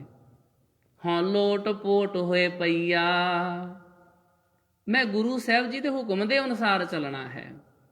ਰਹਾਓ। ਤੇ ਸ਼ਬਦ ਦਾ ਪਹਿਲਾ ਬੰਦ ਸਤਿਗੁਰੂ ਜੀ ਬਖਸ਼ਿਸ਼ ਕਰਦੇ ਆ। ਬਿਲਾਵਲ ਮਹੱਲਾ ਚੌਥਾ। ਅੰਤਰ ਪਿਆਸ ਉਠੀ ਪ੍ਰਭ ਕੇਰੀ, ਸੁਣ ਗੁਰ ਬਚਨ ਮਨ ਤੀਰ ਲਗਈਆ।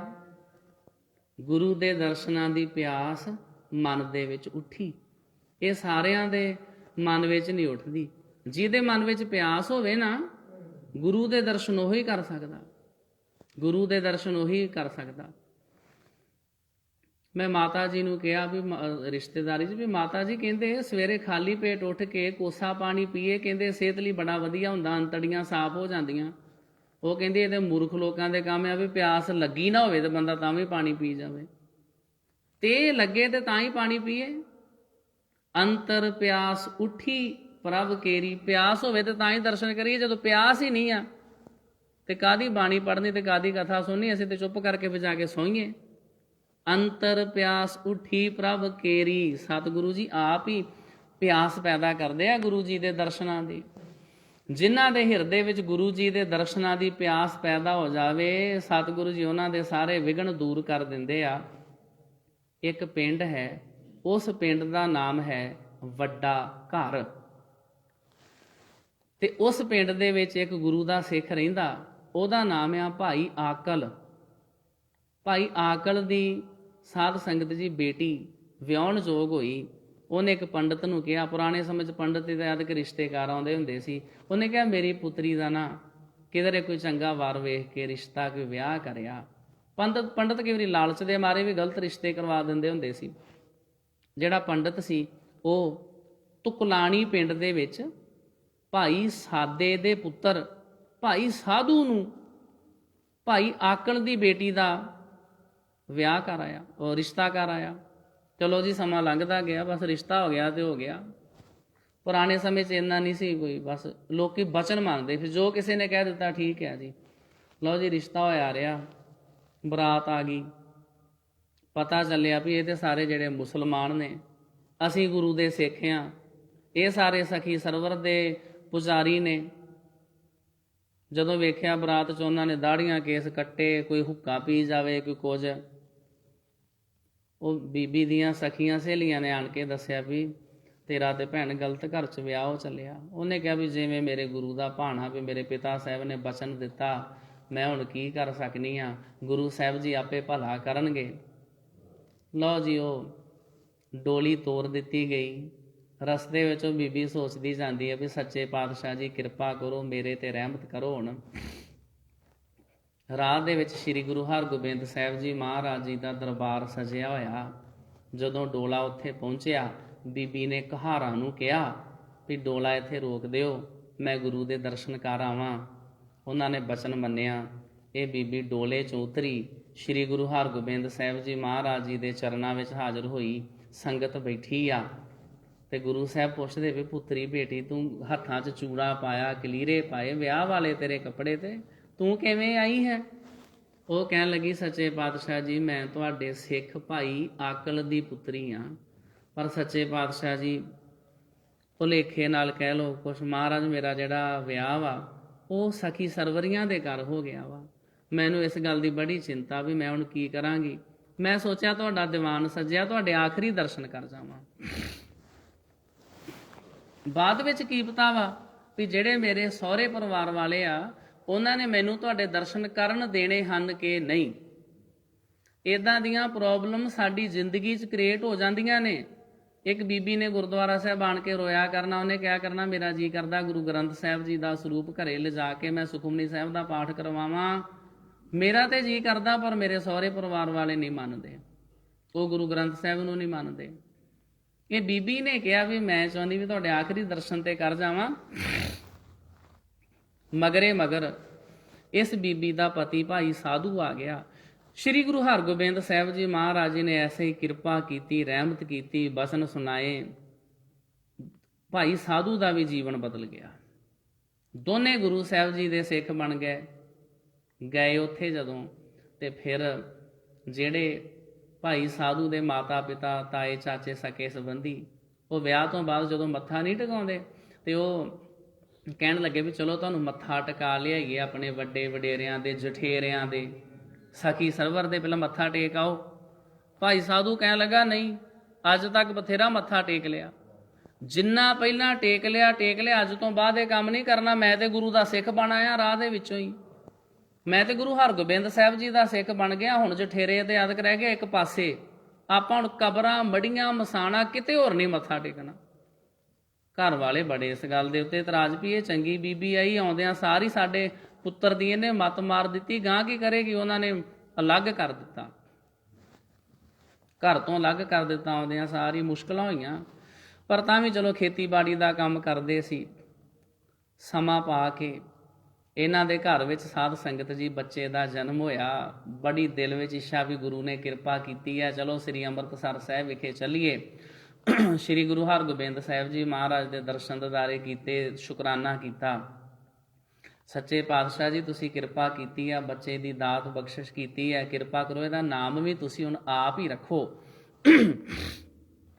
ਗੁਰੂ ਸਾਹਿਬ ਨੇ ਬਚਨ ਕੀਤਾ ਵੀ ਇਸ ਬੱਚੇ ਦੇ ਉੱਤੇ ਬੜਾ ਰੂਪ ਆ, ਇਹ ਤੇ ਰੂਪ ਦਾ ਚੰਦਰਮਾ ਵਾ, ਨਾਮ ਰੱਖ ਦਿੱਤਾ ਰੂਪ ਚੰਦ। ਇਹ ਜਿਹੜਾ ਭਾਈ ਰੂਪ ਚੰਦ ਸੀ ਨਾ, ਭਾਈ ਰੂਪਾ ਕਹਿੰਦੇ ਸੀ। ਕੱਲ ਦੇ ਇਤਿਹਾਸ ਵਿੱਚ ਜ਼ਿਕਰ ਆਇਆ, ਕੱਲ ਸ੍ਰੀ ਗੁਰੂ ਗੋਬਿੰਦ ਸਿੰਘ ਜੀ ਮਹਾਰਾਜ ਜੀ ਦਾ ਵਿਆਹ ਦਾ ਦਿਹਾੜਾ ਸੀ। ਗੁਰੂ ਕੇ ਲਾਹੌਰ ਵਿੱਚ ਮਾਤਾ ਜੀਤ ਕੌਰ ਜੀ ਦੇ ਨਾਲ ਹੋਇਆ ਤੇ ਗੁਰੂ ਗੋਬਿੰਦ ਸਿੰਘ ਜੀ ਮਹਾਰਾਜ ਦੀਆਂ ਜਿਹੜੀਆਂ ਲਾਵਾਂ ਪੜ੍ਹੀਆਂ ਭਾਈ ਰੂਪ ਚੰਦ ਨੇ ਪੜ੍ਹੀਆਂ ਸੀ। ਲਾਵਾਂ ਦਾ ਪਾਠ ਭਾਈ ਰੂਪ ਚੰਦ ਨੇ ਪੜ੍ਹਿਆ ਤੇ ਸਾਧ ਸੰਗਤ ਜੀ ਆ ਗਏ ਆਪਣੇ ਪਿੰਡ। ਦੋਨੋਂ ਪਿਤਾ ਪੁੱਤਰ ਖੇਤੀਬਾੜੀ ਕਰਦੇ ਆ, ਗਰਮੀਆਂ ਦੇ ਦਿਨ ਆ, ਪਹਿਲੀ ਵਾਰ ਆ। ਇੱਕ ਮਿੱਟੀ ਦੇ ਭਾਂਡੇ ਵਿੱਚ ਇੱਕ ਰੁੱਖ ਦੇ ਨਾਲ ਇਹਨਾਂ ਨੇ ਨਾ ਪਾਣੀ ਬੰਨਿਆ। ਉਹ ਜਦੋਂ ਹਵਾ ਚੱਲਦੀ ਆ, ਮਿੱਟੀ ਦੇ ਭਾਂਡੇ 'ਚ ਬਰੀਕ ਬਰੀਕ ਛੇਦ ਹੁੰਦੇ ਆ, ਉਹ ਪਾਣੀ ਬਹੁਤ ਠੰਡਾ ਠਾਰ, ਗਰਮੀਆਂ ਦੇ ਦਿਨ ਆ। ਜਦੋਂ ਪਾਣੀ ਪੀਣ ਲੱਗੇ ਨਾ, ਮਨ ਵਿੱਚ ਖਿਆਲ ਆਇਆ, ਉਹ ਇਹ ਪਾਣੀ ਕਿਤੇ ਗੁਰੂ ਹਰਗੋਬਿੰਦ ਸਾਹਿਬ ਜੀ ਮਹਾਰਾਜ ਛਕਣ, ਇੰਨਾ ਸੋਹਣਾ ਠੰਡਾ ਮਿੱਠਾ ਜਲ, ਤੇ ਸਾਡੀ ਦਿਲ ਦੀ ਇੱਛਾ ਪੂਰੀ ਹੋ ਜਾਵੇ। ਨਹੀਂ, ਆਪਾਂ ਨਹੀਂ ਛਕਣਾ। ਗੁਰੂ ਹਰਗੋਬਿੰਦ ਸਾਹਿਬ ਜੀ ਮਹਾਰਾਜ ਸੁਣਿਆ ਵੀ ਆਪਣੇ ਕਿਤੇ ਇਲਾਕੇ 'ਚ ਹੀ ਆਏ ਨੇ, ਪਹਿਲਾਂ ਉਹ ਛਕਣਗੇ ਫਿਰ ਆਪਾਂ ਛਕਾਂਗੇ। ਚੱਲ ਪੁੱਤਰ ਹਲ ਵਾਹੀਏ, ਪੈਲੀਆਂ 'ਚ ਕੰਮ ਕਰੀਏ। ਸਾਧ ਸੰਗਤ ਜੀ ਨਹੀਂ ਪਾਣੀ ਪੀਤਾ। ਬੁੱਲਾਂ ਦੇ ਉੱਤੇ ਕਹਿੰਦੇ ਸ਼ਿਕਰੀ ਆ ਗਈ, ਪਿਆਸ ਨਾਲ ਵਿਆਕੁਲ ਹੋ ਰਹੇ ਨੇ, ਪਰ ਕਹਿੰਦੇ ਨਹੀਂ ਨਹੀਂ, ਪਹਿਲਾਂ ਗੁਰੂ ਹਰਗੋਬਿੰਦ ਸਾਹਿਬ ਜੀ ਮਹਾਰਾਜ ਛਕਣ। ਗੁਰੂ ਹਰਗੋਬਿੰਦ ਸਾਹਿਬ ਜੀ ਮਹਾਰਾਜ ਤੇ ਇਹਨਾਂ ਦੀ ਜਿਹੜੀ ਅਰਦਾਸ ਬੇਨਤੀ ਪਹੁੰਚੀ, ਸ੍ਰੀ ਗੁਰੂ ਹਰਗੋਬਿੰਦ ਸਾਹਿਬ ਜੀ ਮਹਾਰਾਜ ਘੋੜੇ ਤੇ ਸਵਾਰ ਹੋ ਕੇ ਭਾਈ ਸਾਧੂ ਤੇ ਭਾਈ ਰੂਪ ਚੰਦ ਦਾ ਉਹ ਠੰਡਾ ਜਲ ਛਕਣ ਵਾਸਤੇ ਇਹਨਾਂ ਦੀ ਪੈਲੀ 'ਚ ਆਏ। ਜਿਨ੍ਹਾਂ ਦੇ ਦਿਲ 'ਚ ਪਿਆਸ ਹੋਵੇ, ਸਤਿਗੁਰੂ ਸੱਚੇ ਪਾਤਸ਼ਾਹ ਜੀ ਉਹਨਾਂ ਦੀ ਪਿਆਸ ਜ਼ਰੂਰ ਪੂਰੀ ਕਰਦੇ ਆ। ਅੰਤਰ ਪਿਆਸ ਉਠੀ ਪ੍ਰਭ ਕੇਰੀ, ਸੁਣ ਗੁਰ ਬਚਨ ਮਨ ਤੀਰ ਲਗਈਆ। ਜਿਹੜੇ ਗੁਰੂ ਜੀ ਦੇ ਬਚਨ ਨੂੰ ਧਿਆਨ ਨਾਲ ਸੁਣਨ, ਉਹਨਾਂ ਦਾ ਮਨ ਗੁਰੂ ਦੇ ਉਪਦੇਸ਼ ਰੂਪੀ ਤੀਰ ਦੇ ਨਾਲ ਵਿੰਨਿਆ ਜਾਂਦਾ ਵਾ। ਜਿਵੇਂ ਭਾਈ ਸਾਧੂ ਦਾ ਮਨ ਵਿੰਨਿਆ ਗਿਆ ਸੀ, ਉੱਥੇ ਵੀ ਬਹੁਤਾ ਕੋਈ ਸਮਾਂ ਨਹੀਂ ਲੱਗਾ। ਉਹਨੇ ਉਸੇ ਵੇਲੇ ਡਿਸੀਜਨ ਲੈ ਲਿਆ ਵੀ ਅੱਜ ਤੋਂ ਬਾਅਦ ਮੈਂ ਕਿਸੇ ਸਖੀ ਸਰਵਰ ਤਿਆਦਕ ਕਿਸੇ ਦੇ ਅੱਗੇ ਨਹੀਂ ਮੱਥਾ ਟੇਕਣਾ, ਮੈਂ ਹੁਣ ਗੁਰੂ ਹਰਗੋਬਿੰਦ ਸਾਹਿਬ ਜੀ ਮਹਾਰਾਜ ਜੀ ਦਾ ਸਿੱਖ ਬਣ ਗਿਆ ਹਾਂ। ਮਨ ਕੀ ਬਿਰਥਾ ਮਨ ਹੀ ਜਾਣੈ, ਅਵਰ ਕੇ ਜਾਣੈ ਕੋ ਪੀਰ ਪਰਈਆ। ਇਹ ਜਿਹੜਾ ਵਿਛੋੜੇ ਦਾ ਅਹਿਸਾਸ ਆ, ਗੁਰੂ ਨਾਲੋਂ ਵਿਛੜੇ ਹੋਣ ਦਾ ਦੁੱਖ ਆ, ਬਿਰਥਾ ਵਿਅਥਾ ਹਾਲਤ ਜਿਹੜੀ ਮਨ ਦੀ ਆ, ਆਪਣੇ ਮਨ ਦੀ ਹਾਲਤ ਅਸੀਂ ਆਪੇ ਹੀ ਜਾਣਦੇ ਹਾਂ, ਇਹਦੇ ਬਾਰੇ ਕੋਈ ਦੂਸਰਾ ਨਹੀਂ ਜਾਣ ਸਕਦਾ। ਹਾਂ ਨਿਰਖਤ ਫਿਰੋਂ ਸਭ ਦੇਸ਼ ਦਿਸ਼ੰਤਰ, ਮੈਂ ਪ੍ਰਭ ਦੇਖਣ ਕੋ ਬਹੁਤ ਮਨ ਚਈਆ। ਮੈਂ ਆਲੇ ਦੁਆਲੇ ਖੋਜਦੀ ਫਿਰਦੀ ਹਾਂ, ਲੱਭਦੀ ਫਿਰਨੀ ਹਾਂ ਦੇਸ਼ਾਂ ਦਿਸ਼ਾਂਤਰਾਂ 'ਚ, ਮੈਨੂੰ ਮੇਰੇ ਪ੍ਰਭੂ ਜੀ ਦੇ ਦਰਸ਼ਨ ਹੋਣ। ਮੇਰੇ ਮਨ ਵਿੱਚ ਇਸ ਗੱਲ ਦਾ ਬਹੁਤ ਚਾਅ ਹੈ ਵੀ ਮੈਂ ਪ੍ਰਭੂ ਜੀ ਦੇ ਚਰਨਾਂ ਨਾਲ ਜੁੜ ਜਾਵਾਂ।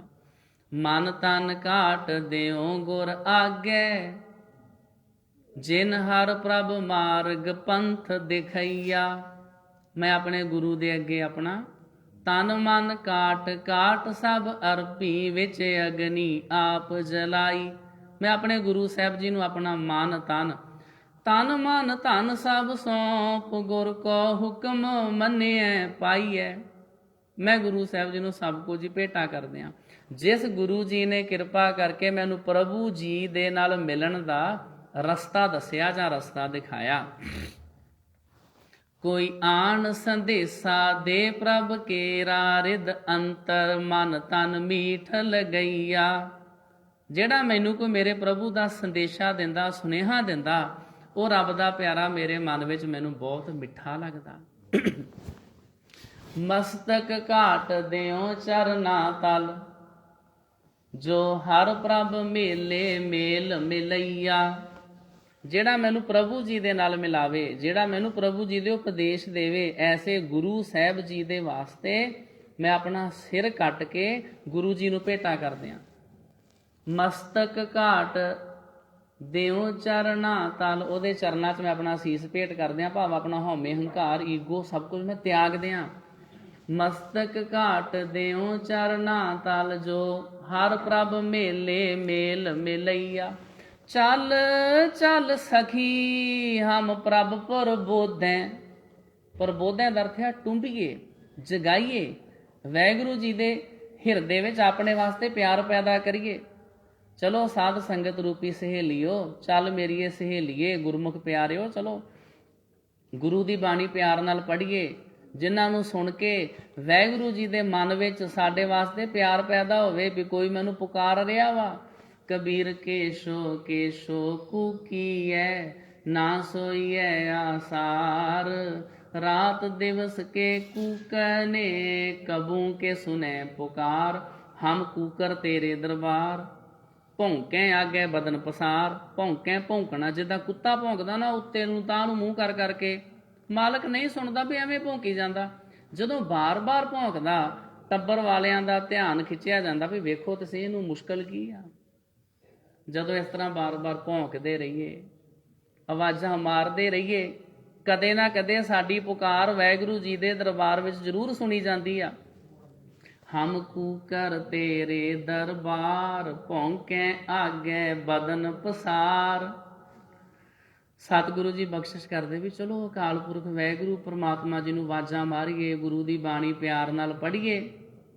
ਚੱਲ ਚੱਲ ਸਖੀ ਹਮ ਪ੍ਰਭ ਪ੍ਰਬੋਧੈ, ਗੁਣ ਕਾਮਣ ਕਰ ਹਰ ਪ੍ਰਭ ਲਹੀਆ। ਕਾਮਣ ਦਾ ਅਰਥ ਹੁੰਦਾ ਵਾ ਟੂਣਾ, ਜਾਦੂ ਟੂਣਾ। ਕਾਮਣੀ ਦਾ ਅਰਥ ਹੁੰਦਾ ਇਸਤਰੀ, ਕਾਮਣ। ਇੱਥੇ ਸਾਧ ਸੰਗਤ ਜੀ doctor of literature professor Sahib Singh ji ਨੇ ਇਹਦੇ ਅਰਥ ਲਿਖੇ ਨੇ, ਜਿਨ੍ਹਾਂ ਦਾ ਕੱਲ ਸਾਧ ਸੰਗਤ ਜੀ ਜਨਮ ਦਿਨ ਸੀ, ਪ੍ਰੋਫੈਸਰ ਸਾਹਿਬ ਸਿੰਘ ਜੀ ਦਾ। ਉਹ ਲਿਖਦੇ ਵੀ ਕਾਮਣ ਟੂਣਾ। ਜਦੋਂ ਕਿਸੇ ਨੂੰ ਆਪਣੇ ਵੱਸ ਦੇ ਵਿੱਚ ਕਰਨਾ ਹੋਵੇ ਨਾ, ਕਿਸੇ ਨੂੰ ਵੱਸ ਵਿੱਚ ਕਰਨ ਦੇ ਕਈ ਤਰੀਕੇ ਨੇ। ਤੇ ਕਈ ਬੀਬੀਆਂ ਦੀ ਇੱਛਾ ਹੁੰਦੀ ਵੀ ਕੋਈ ਸਿਆਣਾ ਮਿਲ ਜੇ, ਕੋਈ ਜੰਤਰ ਮੰਤਰ ਜਾਣਨ ਵਾਲਾ ਮਿਲ ਜਾਵੇ, ਵੀ ਮੈਂ ਕੋਈ ਇਹੋ ਜਿਹਾ ਮੰਤਰ ਸਿੱਖਾਂ ਵੀ ਆਪਣੇ ਪਤੀ ਦੇ ਸਿਰ 'ਚ ਧੂੜਦਿਆਂ ਵੀ ਜਿਹੜੀ ਗੱਲ ਕਰੇ ਮੈਨੂੰ ਪੁੱਛ ਕੇ ਕਰੇ। ਇਹ ਮੇਰੇ ਆਖੇ ਨਹੀਂ ਲੱਗਦਾ, ਇਹਨੂੰ ਮੈਂ ਵੱਸ ਵਿੱਚ ਕਿੱਦਾਂ ਕਰਾਂ। ਗੁਰਬਾਣੀ ਵਿੱਚ ਉਹ ਤਰੀਕੇ ਦੱਸੇ ਆ। ਕਵਣ ਸੋ ਵੇਸੋ ਹੋਂ ਕਰੀ, ਜਿਤ ਵਸ ਆਵੀ ਕੰਤ। ਇਹੋ ਜਿਹੇ ਮੈਂ ਕਿਹੜੇ ਕੱਪੜੇ ਪਾਵਾਂ, ਕਿਹੜਾ ਹਾਰ ਸ਼ਿੰਗਾਰ ਕਰਾਂ, ਕਿੱਦਾਂ ਦੀ ਬੋਲੀ ਬੋਲਾਂ, ਮੈਂ ਕੀ ਕਰਾਂ ਵੀ ਜਿਹੜਾ ਪਤੀ ਆ ਨਾ ਬਸ ਮੇਰੇ ਵੱਸ ਵਿੱਚ ਹੋ ਜਾਵੇ। ਕਾਮਣ ਮਤਲਬ ਟੂਣਾ। ਕਾਮਣ ਉਹਨਾਂ ਗੀਤਾਂ ਨੂੰ ਕਹਿੰਦੇ ਨੇ ਜਿਹੜੀਆਂ ਲਾੜੇ ਦੀਆਂ ਸਹੇਲੀਆਂ ਜਦੋਂ ਲਾੜਾ ਵਿਆਹੁਣ ਵਾਸਤੇ ਆਉਂਦਾ ਉਸ ਮੌਕੇ ਦੇ ਉੱਤੇ ਜਿਹੜੇ ਗੀਤ ਗਾਏ ਜਾਂਦੇ ਨੇ ਉਹਨਾਂ ਨੂੰ ਵੀ ਕਾਮਣ ਕਹਿ ਦਿੰਦੇ ਨੇ, ਟੂਣੇ ਕਹਿ ਦਿੰਦੇ ਨੇ। ਬੜੀ ਸੁਰੀਲੀ ਆਵਾਜ਼ ਦੇ ਵਿੱਚ ਗੀਤ ਗਾਉਣੇ ਤਾਂ ਕਿ ਉਹ ਸਾਡੇ ਵੱਸ ਵਿੱਚ ਹੋ ਜਾਵੇ। ਸਤਿਗੁਰੂ ਜੀ ਬਖਸ਼ਿਸ਼ ਕਰਦੇ ਆ। ਚੱਲ ਚੱਲ ਸਖੀ ਹਮ ਪ੍ਰਭ ਪ੍ਰਬੋਧੈ, ਗੁਣ ਕਾਮਣ ਕਰ ਹਰ ਪ੍ਰਭ ਲਹੀਆ। ਜਿਹੜਾ ਪ੍ਰਭੂ ਉਹ ਸਾਡਾ ਪਤੀ ਆ, ਪ੍ਰਭ ਦੇ ਭੱਬੇ ਥੱਲੇ ਔਂਕੜਿਆ, ਇੱਕ ਵਚਨ ਆ। ਉਹ ਜਿਹੜਾ ਪ੍ਰਭੂ ਸਾਡਾ ਪਤੀ ਆ, ਪ੍ਰਭੂ ਨੂੰ ਆਪਣੇ ਵੱਸ 'ਚ ਕਰ ਲਈਏ। ਰੱਬ ਦੇ ਉੱਤੇ ਕਿਹੜਾ ਇਹੋ ਜਿਹਾ ਟੂਣਾ ਕਰੀਏ, ਰੱਬ ਹੀ ਸਾਡੇ ਵੱਸ 'ਚ ਹੋ ਜਾਵੇ। ਇਹੋ ਜਿਹਾ ਕੋਈ ਮੰਤਰ ਹੈਗਾ? ਸਤਿਗੁਰੂ ਸਮਝਾਉਂਦੇ ਹਾਂ, ਗੁਣ ਕਾਮਣ, ਗੁਣਾਂ ਦਾ ਟੂਣਾ ਕਰ ਦਿਓ। ਤੁਸੀਂ ਆਪਣੇ ਵਿੱਚ ਗੁਣ ਪੈਦਾ ਕਰ ਲਓ, ਕੁਆਲਿਟੀਜ਼ ਪੈਦਾ ਕਰ ਲਓ, ਚੰਗੀਆਂ ਹੈਬਿਟ ਪੈਦਾ ਕਰ ਲਓ, ਚੰਗੀਆਂ ਆਦਤਾਂ ਪੈਦਾ ਕਰ ਲਓ, ਸ਼ੁਭ ਗੁਣ ਪੈਦਾ ਕਰ ਲਓ। ਇਹ ਟੂਣਾ ਸਿੱਖ ਲਓ, ਪਰਮਾਤਮਾ ਜੀ ਤੁਹਾਡੇ ਵੱਸ 'ਚ ਹੋ ਜਾਣਗੇ। ਚੱਲ ਚੱਲ ਸਖੀ ਹਮ ਪ੍ਰਭ ਪ੍ਰਬੋਧੈ, ਗੁਣ ਕਾਮਣ ਕਰ ਹਰ ਪ੍ਰਭ ਲਹੀਆ। ਇਸ ਤਰ੍ਹਾਂ ਵਾਹਿਗੁਰੂ ਜੀ ਵੱਸ 'ਚ ਹੁੰਦੇ ਨੇ, ਹੋਰ ਨਹੀਂ ਹੈ ਕੋਈ ਤਰੀਕਾ। ਹੋਰ ਕੋਈ ਰੁਪਇਆ ਪੈਸਾ ਧਨ ਦੌਲਤ ਦੇ ਕੇ ਰੱਬ ਜੀ ਕਿਸੇ ਦੇ ਆਖੇ ਨਹੀਂ ਲੱਗਦੇ। ਕੰਚਨ ਸਿਉ ਪਾਈਐ ਨਹੀਂ ਤੋਲ, ਮਨ ਦੇ ਰਾਮ ਲਿਆ ਹੈ ਮੋਲ। ਜਿੰਨੇ ਕੋਈ ਮਰਜ਼ੀ ਪੈਸੇ ਦੇ ਦੇ। ਪੈਸਿਆਂ ਨਾਲ ਨਹੀਂ ਪਰਮਾਤਮਾ ਵਸ 'ਚ ਆਉਂਦਾ, ਪੈਸਿਆਂ ਨਾਲ ਗੁਰੂ ਰਾਮਦਾਸ ਸਾਹਿਬ ਜੀ ਮਹਾਰਾਜ ਵਸ 'ਚ ਨਹੀਂ ਆਉਂਦੇ। ਮੈਨੂੰ ਪਤਾ ਲੱਗਿਆ ਇੱਕ ਬੰਦਾ ਹਰਿਮੰਦਰ ਸਾਹਿਬ ਆਇਆ, ਕਹਿੰਦਾ ਮੈਂ 8 ਕਰੋੜ ਰੁਪਈਆ ਚੜਾਉਣਾ ਚਾਹੁੰਦਾ। ਅਸੀਂ ਉਹਨੂੰ ਕਿਹਾ ਵੀ ਅਸੀਂ ਸਿਰਫ 1 ਕਰੋੜ ਲੈ ਸਕਦੇ ਹਾਂ, ਚੈੱਕ ਜਿਹੜਾ 1 ਕਰੋੜ ਤੋਂ ਵੱਧ ਨਹੀਂ ਲੈ ਸਕਦੇ, ਬਾਕੀ ਗੋਲਕਾਂ 'ਚ ਪਾ ਦੇ। ਉਹਨੇ ਫਿਰ ਦਰਬਾਰ ਸਾਹਿਬ ਦੀਆਂ ਜਿੰਨੀਆਂ ਗੋਲਕਾਂ ਉਹਨਾਂ ਸਾਰਿਆਂ 'ਚ ਕਿਸੇ 'ਚ 50 ਲੱਖ ਪਾ, ਕਿਸੇ 'ਚ ਕਿੰਨਾ ਪਾ, ਉੱਥੇ ਪਾ ਦਿੱਤਾ। ਰਹੋ ਵਿਚਾਰ, ਜੇ ਰੱਬ ਪੈਸਿਆਂ ਨਾਲ ਵਸ ਆਉਂਦਾ ਹੋਵੇ ਤੇ ਲੋਕੀ ਤੇ ਦੇਸੀ ਘਿਓ ਦਾ ਟਰੱਕ ਭਰ ਕੇ ਗੁਰਦੁਆਰੇ ਡੱਕ ਜਾਂਦੇ ਆ, ਫਿਰ ਤੇ ਗਰੀਬ ਬੰਦੇ ਦੀ ਕੋਈ ਸੁਣੇ ਹੀ ਨਾ। ਪੈਸਿਆਂ ਨਾਲ ਪਰਮਾਤਮਾ ਵਸ ਵਿੱਚ ਨਹੀਂ ਹੁੰਦਾ। ਇਹ ਕੋਈ ਸਰਕਾਰੀ ਦਫ਼ਤਰ ਥੋੜ੍ਹੀ ਆ ਵੀ ਪੈਸੇ ਦੇ ਕੇ ਕੰਮ ਕਰਵਾ ਲਓ, ਵੀ ਸੱਚੇ ਪਾਤਸ਼ਾਹ ਜੀ ਸਾਨੂੰ ਤੁਸੀਂ ਪੁੱਤਰ ਦੀ ਦਾਤ ਬਖਸ਼ ਦਿਓ, ਅਸੀਂ ਤੁਹਾਡਾ ਅਖੰਡ ਪਾਠ ਸਾਹਿਬ ਕਰਾ ਦਿਆਂਗੇ। ਇੱਥੇ ਕੋਈ ਸੌਦੇ ਥੋੜ੍ਹੀ ਚੱਲਦੇ ਆ। ਵੀ ਜਿਹੜਾ ਬੰਦਾ ਨਹੀਂ ਅਖੰਡ ਪਾਠ ਸਾਹਿਬ ਕਰਾ ਸਕਦਾ, ਜਿਹਦੇ ਕੋਲ 8,500 ਰੁਪਈਆ ਨਹੀਂ ਹੈਗਾ, ਉਹਦਾ ਕੰਮ ਫਿਰ ਕਿੱਦਾਂ ਰੋਕ ਆਊਗਾ? ਜਿਹਦੇ ਵਿਚਾਰੇ ਕੋਲ ਹੈ ਹੀ 10 ਰੁਪਈਏ ਆ, ਜਿਹਦਾ ਹੈਂਡ ਟੂ ਮਾਊਥ ਹੀ ਗੁਜ਼ਾਰਾ ਚੱਲਦਾ, ਉਹ ਫਿਰ ਬੰਦਾ ਕੀ ਕਰੂ? ਸਤਿਗੁਰੂ ਜੀ ਜਿਹਦੇ ਵਿੱਚ ਗੁਣ ਹੋਣ, ਜਿਹਦੇ 'ਚ ਪਿਆਰ ਹੋਵੇ, ਸਤਿਗੁਰੂ ਜੀ ਉਹਦੇ ਆਖੇ ਲੱਗਦੇ ਆ।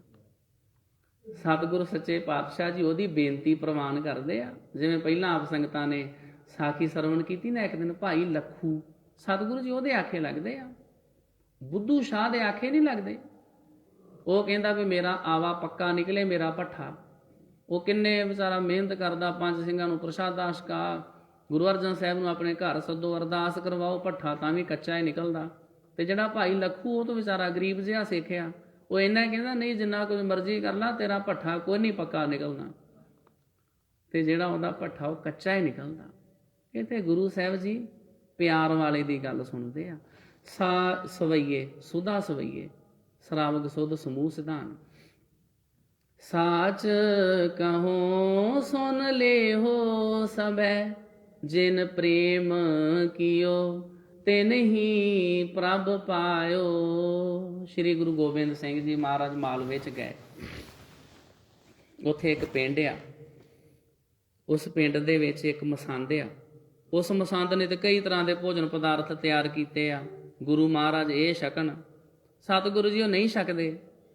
ਗੁਰੂ ਸਾਹਿਬ ਜੀ ਇੱਕ ਘੋੜੇ ਦੇ ਉੱਤੇ ਸਵਾਰ ਆ, ਸਿੱਖਾਂ ਨੂੰ ਕਹਿੰਦੇ ਤੁਸੀਂ ਖਲੋ ਜਾਓ ਮੈਂ ਆਇਆ। ਘੋੜੇ ਨੂੰ ਦੜਾਉਂਦੇ ਆ, ਇੱਕ ਬੂਹੇ ਦੇ ਅੱਗੇ ਜਾ ਕੇ ਖਿਲਾਰ ਦਿੰਦੇ, ਮਾਤਾ ਨੂੰ ਆਵਾਜ਼ ਮਾਰਦੇ ਵੀ ਮਾਤਾ ਕੁਝ ਛਕਾ। ਮਾਤਾ ਦੇ ਕੋਲ ਕੀ ਆ? ਉਹ ਕੀ ਕਰਦੀ ਵੀ 2 ਰੋਟੀਆਂ ਦੇ ਉੱਤੇ 4 ਤੇ ਗੰਢਾ ਰੱਖ ਕੇ ਲੈ ਆਉਂਦੀ ਹੈ। ਗੁਰੂ ਗੋਬਿੰਦ ਸਿੰਘ ਜੀ ਮਹਾਰਾਜ ਘੋੜੇ ਤੇ ਚੜੇ ਛਕ ਲੈਂਦੇ। ਸਿੱਖ ਕਹਿੰਦੇ ਵੀ ਸੱਚੇ ਪਾਤਸ਼ਾਹ ਜੀ ਉੱਦਾਂ ਤਾਂ ਤੁਸੀਂ ਬੜਾ ਕਹਿੰਦੇ ਵੀ ਮਰਿਆਦਾ ਦਾ ਧਿਆਨ ਰੱਖੋ ਜੀ, ਇਹ ਕਰੋ ਜੀ, ਹੱਥ ਧੋ ਜੀ, ਇਸ ਤਰ੍ਹਾਂ। ਤੇ ਗੁਰੂ ਸਾਹਿਬ ਜੀ ਅਸੀਂ ਤੁਹਾਡੇ ਕੋਲੋਂ ਮਰਿਆਦਾ ਸਿੱਖਣੀ ਆ। ਜੇ ਤੁਹਾਨੂੰ ਭੁੱਖ ਲੱਗੀ ਤੇ ਸਾਨੂੰ ਦੱਸ ਦਿਓ, ਅਸੀਂ ਕਈ ਤਰ੍ਹਾਂ ਦੇ ਤੁਹਾਨੂੰ ਭੋਜਨ ਛਕਾ ਦੇਣੇ ਸੀ। ਕਿੱਥੇ ਤੁਸੀਂ ਘੋੜਾ ਭਜਾ ਕੇ ਉਹ ਕਿਸੇ ਦੇ ਬੂਹੇ ਅੱਗੇ ਗਏ, ਉਹਨਾਂ ਨੂੰ ਜਾ ਕੇ ਕਿਹਾ ਪ੍ਰਸ਼ਾਦਾ ਛਕਾਓ। ਉਹਨਾਂ ਨੇ ਤੁਹਾਨੂੰ ਮਹਾਰਾਜ ਕੀ ਛਕਾ ਦਿੱਤਾ? ਕਿਤੇ ਇਹੀ ਛਕਣਾ ਸੀ, 2 ਰੋਟੀਆਂ ਦੇ ਉੱਤੇ 4 ਤੇ ਗੰਢਾ। ਤੇ ਇੱਥੇ ਤੇ ਸਾਡੇ ਕੋਲ ਕਈ ਤਰ੍ਹਾਂ ਦੇ ਪਦਾਰਥ ਆ। ਗੁਰੂ ਗੋਬਿੰਦ ਸਿੰਘ ਜੀ ਮਹਾਰਾਜ ਨੇ ਬਚਨ ਕੀਤਾ, ਜਿਹੜੀ ਮਾਤਾ ਨਾ ਉਹ ਕਈ ਚਿਰ ਦੀ ਬੜੇ ਪਿਆਰ ਨਾਲ ਢੀਕਦੀ ਸੀ ਵੀ ਮੈਂ ਗੁਰੂ ਸਾਹਿਬ ਜੀ ਨੂੰ ਭੋਜਨ ਪ੍ਰਸ਼ਾਦਾ ਛਕਾਉਣਾ ਚਾਹੁੰਦੀ ਆ। ਜਿਹੜਾ ਉਹਦਾ ਪਿਆਰ ਆ ਉਹਦੇ 'ਚ ਬਹੁਤ ਜ਼ਿਆਦਾ ਮਿਠਾਸ ਆ। ਉਹਦੇ ਪਿਆਰ ਦੇ ਖਿੱਚੇ ਹੋਏ ਅਸੀਂ ਗਏ ਆ। ਤੇ ਜਿੱਥੇ ਹੋਵੇ ਨਾ ਪ੍ਰੇਮ, ਉੱਥੇ ਫਿਰ ਨੇਮ ਨਹੀਂ ਨਿਭਦੇ, ਉੱਥੇ ਫਿਰ ਮਰਿਆਦਾ ਤੇ ਆਦਿਕ ਇੱਕ ਪਾਸੇ ਰਹਿ ਜਾਂਦੀਆਂ। ਅਸੀਂ ਉਹਨੂੰ ਕਿੱਥੇ ਮਾਤਾ ਨੂੰ ਕਹਿੰਦੇ ਵੀ ਹੱਥ ਧਵਾਓ ਜੀ, ਇਸ ਤਰ੍ਹਾਂ ਕਰੋ ਜੀ, ਚੌਂਕੀ ਡਾਓ, ਉਹਦੇ ਤੇ ਬੈਠੀਏ, ਇਸ ਤਰ੍ਹਾਂ ਘਰ 'ਚ ਪੋਚਾ ਲਾਓ। ਉਹਦੇ ਮਨ 'ਚ ਪਿਆਰ ਸੀ, ਜਿੰਨੇ ਜੋਗੀ ਹੈਗੀ ਸੀ ਉਹਨੇ 2 ਪ੍ਰਸ਼ਾਦੇ ਦੇ ਦਿੱਤੇ। ਅਸੀਂ ਘੋੜੇ ਤੇ ਬੈਠਿਆਂ ਛਕ ਲੈ। ਸਤਿਗੁਰੂ ਸੱਚੇ ਪਾਤਸ਼ਾਹ ਜੀ ਗੁਣਾਂ ਦੀ ਕਦਰ ਕਰਦੇ ਆ। ਤੁਹਾਡੇ ਹਿਰਦੇ ਦੇ ਅੰਦਰ ਪਿਆਰ ਕਿੰਨਾ ਵਾ? ਕੰਚਨ ਸਿਉ ਪਾਈਐ ਨਹੀਂ ਤੋਲ, ਮਨ ਦੇ ਰਾਮ ਲਿਆ ਹੈ ਮੋਲ। ਸਤਿਗੁਰੂ ਜੀ ਦਾ ਬਚਨ, ਚੱਲ ਚੱਲ ਸਖੀ ਹਮ ਪ੍ਰਭ ਪਰ ਬੋਧੈ, ਗੁਣ ਕਾਮਣ ਕਰ ਹਰ ਪ੍ਰਭ ਲਹੀਆ। ਸਤਿਗੁਰੂ ਜੀ ਗੁਣਾਂ ਦੇ ਉੱਤੇ ਪ੍ਰਸੰਨ ਹੁੰਦੇ ਨੇ। ਇਹ ਜਿਹੜਾ ਕਾਮਣ ਹੈ, ਇਹ ਜਿਹੜਾ ਟੂਣਾ ਹੈ, ਇਹ ਜਿਹੜਾ ਜਾਦੂ ਹੈ, ਇਹ ਸਭ ਤੋਂ ਕਾਰਗਰ ਹੈ। ਆਪਣੇ ਵਿੱਚ ਗੁਣ ਪੈਦਾ ਕਰ ਲਓ, ਸਾਰੇ ਤੁਹਾਡੇ ਵਸ ਵਿੱਚ ਹੋਣ ਲੱਗ ਜਾਣਗੇ। ਭਾਵੇਂ ਉਹ ਘਰ ਗ੍ਰਸਤੀ ਹੋਵੇ। ਕੋਈ ਔਰਤ ਚਾਹੁੰਦੀ ਨਾ ਵੀ ਪਤੀ ਮੇਰੇ ਵਸ ਵਿੱਚ ਹੋਵੇ, ਮੇਰੇ ਕਹਿਣੇ ਮੰਨੇ, ਸਾਰੇ ਪਰਿਵਾਰ ਵਾਲੇ ਮੇਰਾ ਸਤਿਕਾਰ ਕਰਨ, ਆਪਣੇ 'ਚ ਗੁਣ ਪੈਦਾ ਕਰੋ। ਇਹਦੇ ਨਾਲ ਸਭ ਕੁਝ ਆਪਣੇ ਆਪ ਹੁੰਦਾ ਜਾਂਦਾ। ਭਗਤ ਵਸ਼ਲ ਉਆ ਕੋ ਨਾਮ ਕਹੀਅਤ ਹੈ, ਸ਼ਰਨ ਪ੍ਰਭੂ ਤਿਸ ਪਾਛੈ ਪਈਆ। ਨਾਲੇ ਸਖੀਓ ਸਹੇਲਿਓ, ਵੈਗੁਰੂ ਦਾ ਜਿਹੜਾ ਨਾਮ ਆ ਭਗਤ ਵਸ਼ਲ ਆ। ਜਿਹੜਾ ਵਸ਼ਲ ਸ਼ਬਦ ਆ ਇਹ ਵਸ਼ੇ ਤੋਂ ਬਣਿਆ ਵਾ।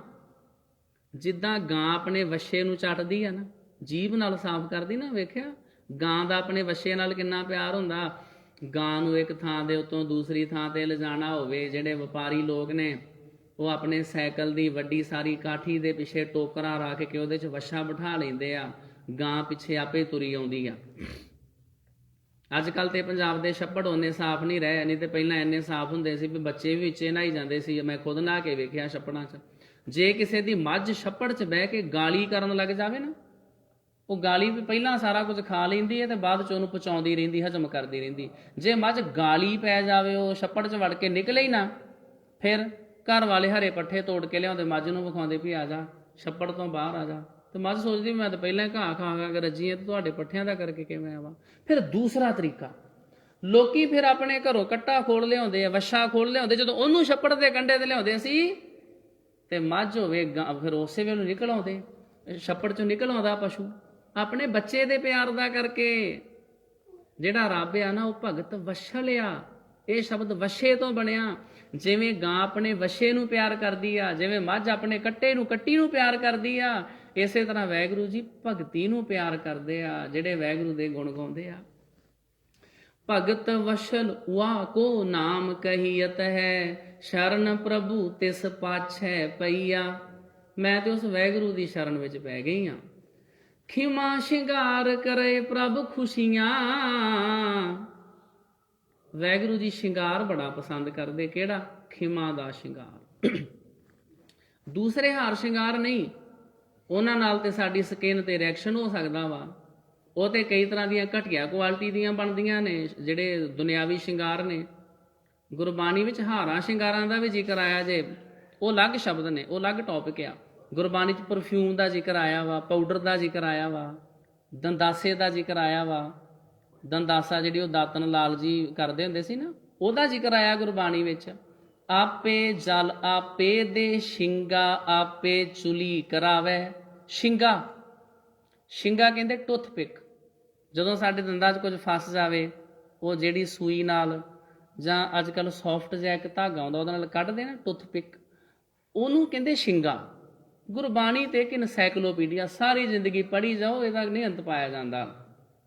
ਗੁਰਬਾਣੀ ਵਿੱਚ ਪਾਊਡਰ ਦਾ ਜ਼ਿਕਰ ਆਇਆ ਵਾ, ਸੁਰਮੇ ਦਾ ਜ਼ਿਕਰ ਆਇਆ ਵਾ, ਤੇ ਦੰਦਾਸੇ ਦਾ ਜ਼ਿਕਰ ਆਇਆ ਵਾ, ਕੱਪੜਿਆਂ ਦਾ ਜ਼ਿਕਰ ਆਇਆ। ਕਈ ਸਤਿਗੁਰੂ ਸਮਝਾਉਂਦੇ ਆ ਵੀ ਰੱਬ ਜੀ ਨੂੰ ਕਿਹੜਾ ਸ਼ਿੰਗਾਰ ਪਸੰਦ ਆ। ਆ ਜਿਹੜੀਆਂ ਲਿਪਸਟਿਕ ਤੇ ਆਦੇ ਗਏ ਤੇ ਇਹਨਾਂ ਵਿੱਚ ਤੇ ਪਸ਼ੂਆਂ ਦੀ ਚਰਬੀ ਵੀ ਪੈਂਦੀ ਆ। ਉੱਦਾਂ ਤੁਸੀਂ ਕਹਿੰਦੇ ਨਹੀਂ ਜੀ ਅਸੀਂ ਮਾਸ ਨਹੀਂ ਖਾਂਦੇ, ਤੇ ਅੰਮ੍ਰਿਤਧਾਰੀ ਬੀਬੀਆਂ ਜਦੋਂ ਲਿਪਸਟਿਕ ਲਾ ਲੈਂਦੀਆਂ ਤੇ ਉਹ ਮਾਸ ਹੀ ਖਾਂਦੀਆਂ। ਵਿੱਚ ਗਊ ਦੀ ਚਰਬੀ ਪਈ, ਹੋਰ ਕਿੰਨੇ ਜਾਨਵਰਾਂ ਦੀ ਚਰਬੀ, ਕਿੰਨੇ ਕੈਮੀਕਲ ਪਏ ਹੁੰਦੇ ਆ ਜਿਹੜੇ ਸਾਡੀ ਬੋਡੀ ਦਾ ਇੰਨਾ ਜ਼ਿਆਦਾ ਨੁਕਸਾਨ ਕਰਦੇ ਨੇ। ਕਿਹੜਾ ਸ਼ਿੰਗਾਰ ਕਰਨਾ?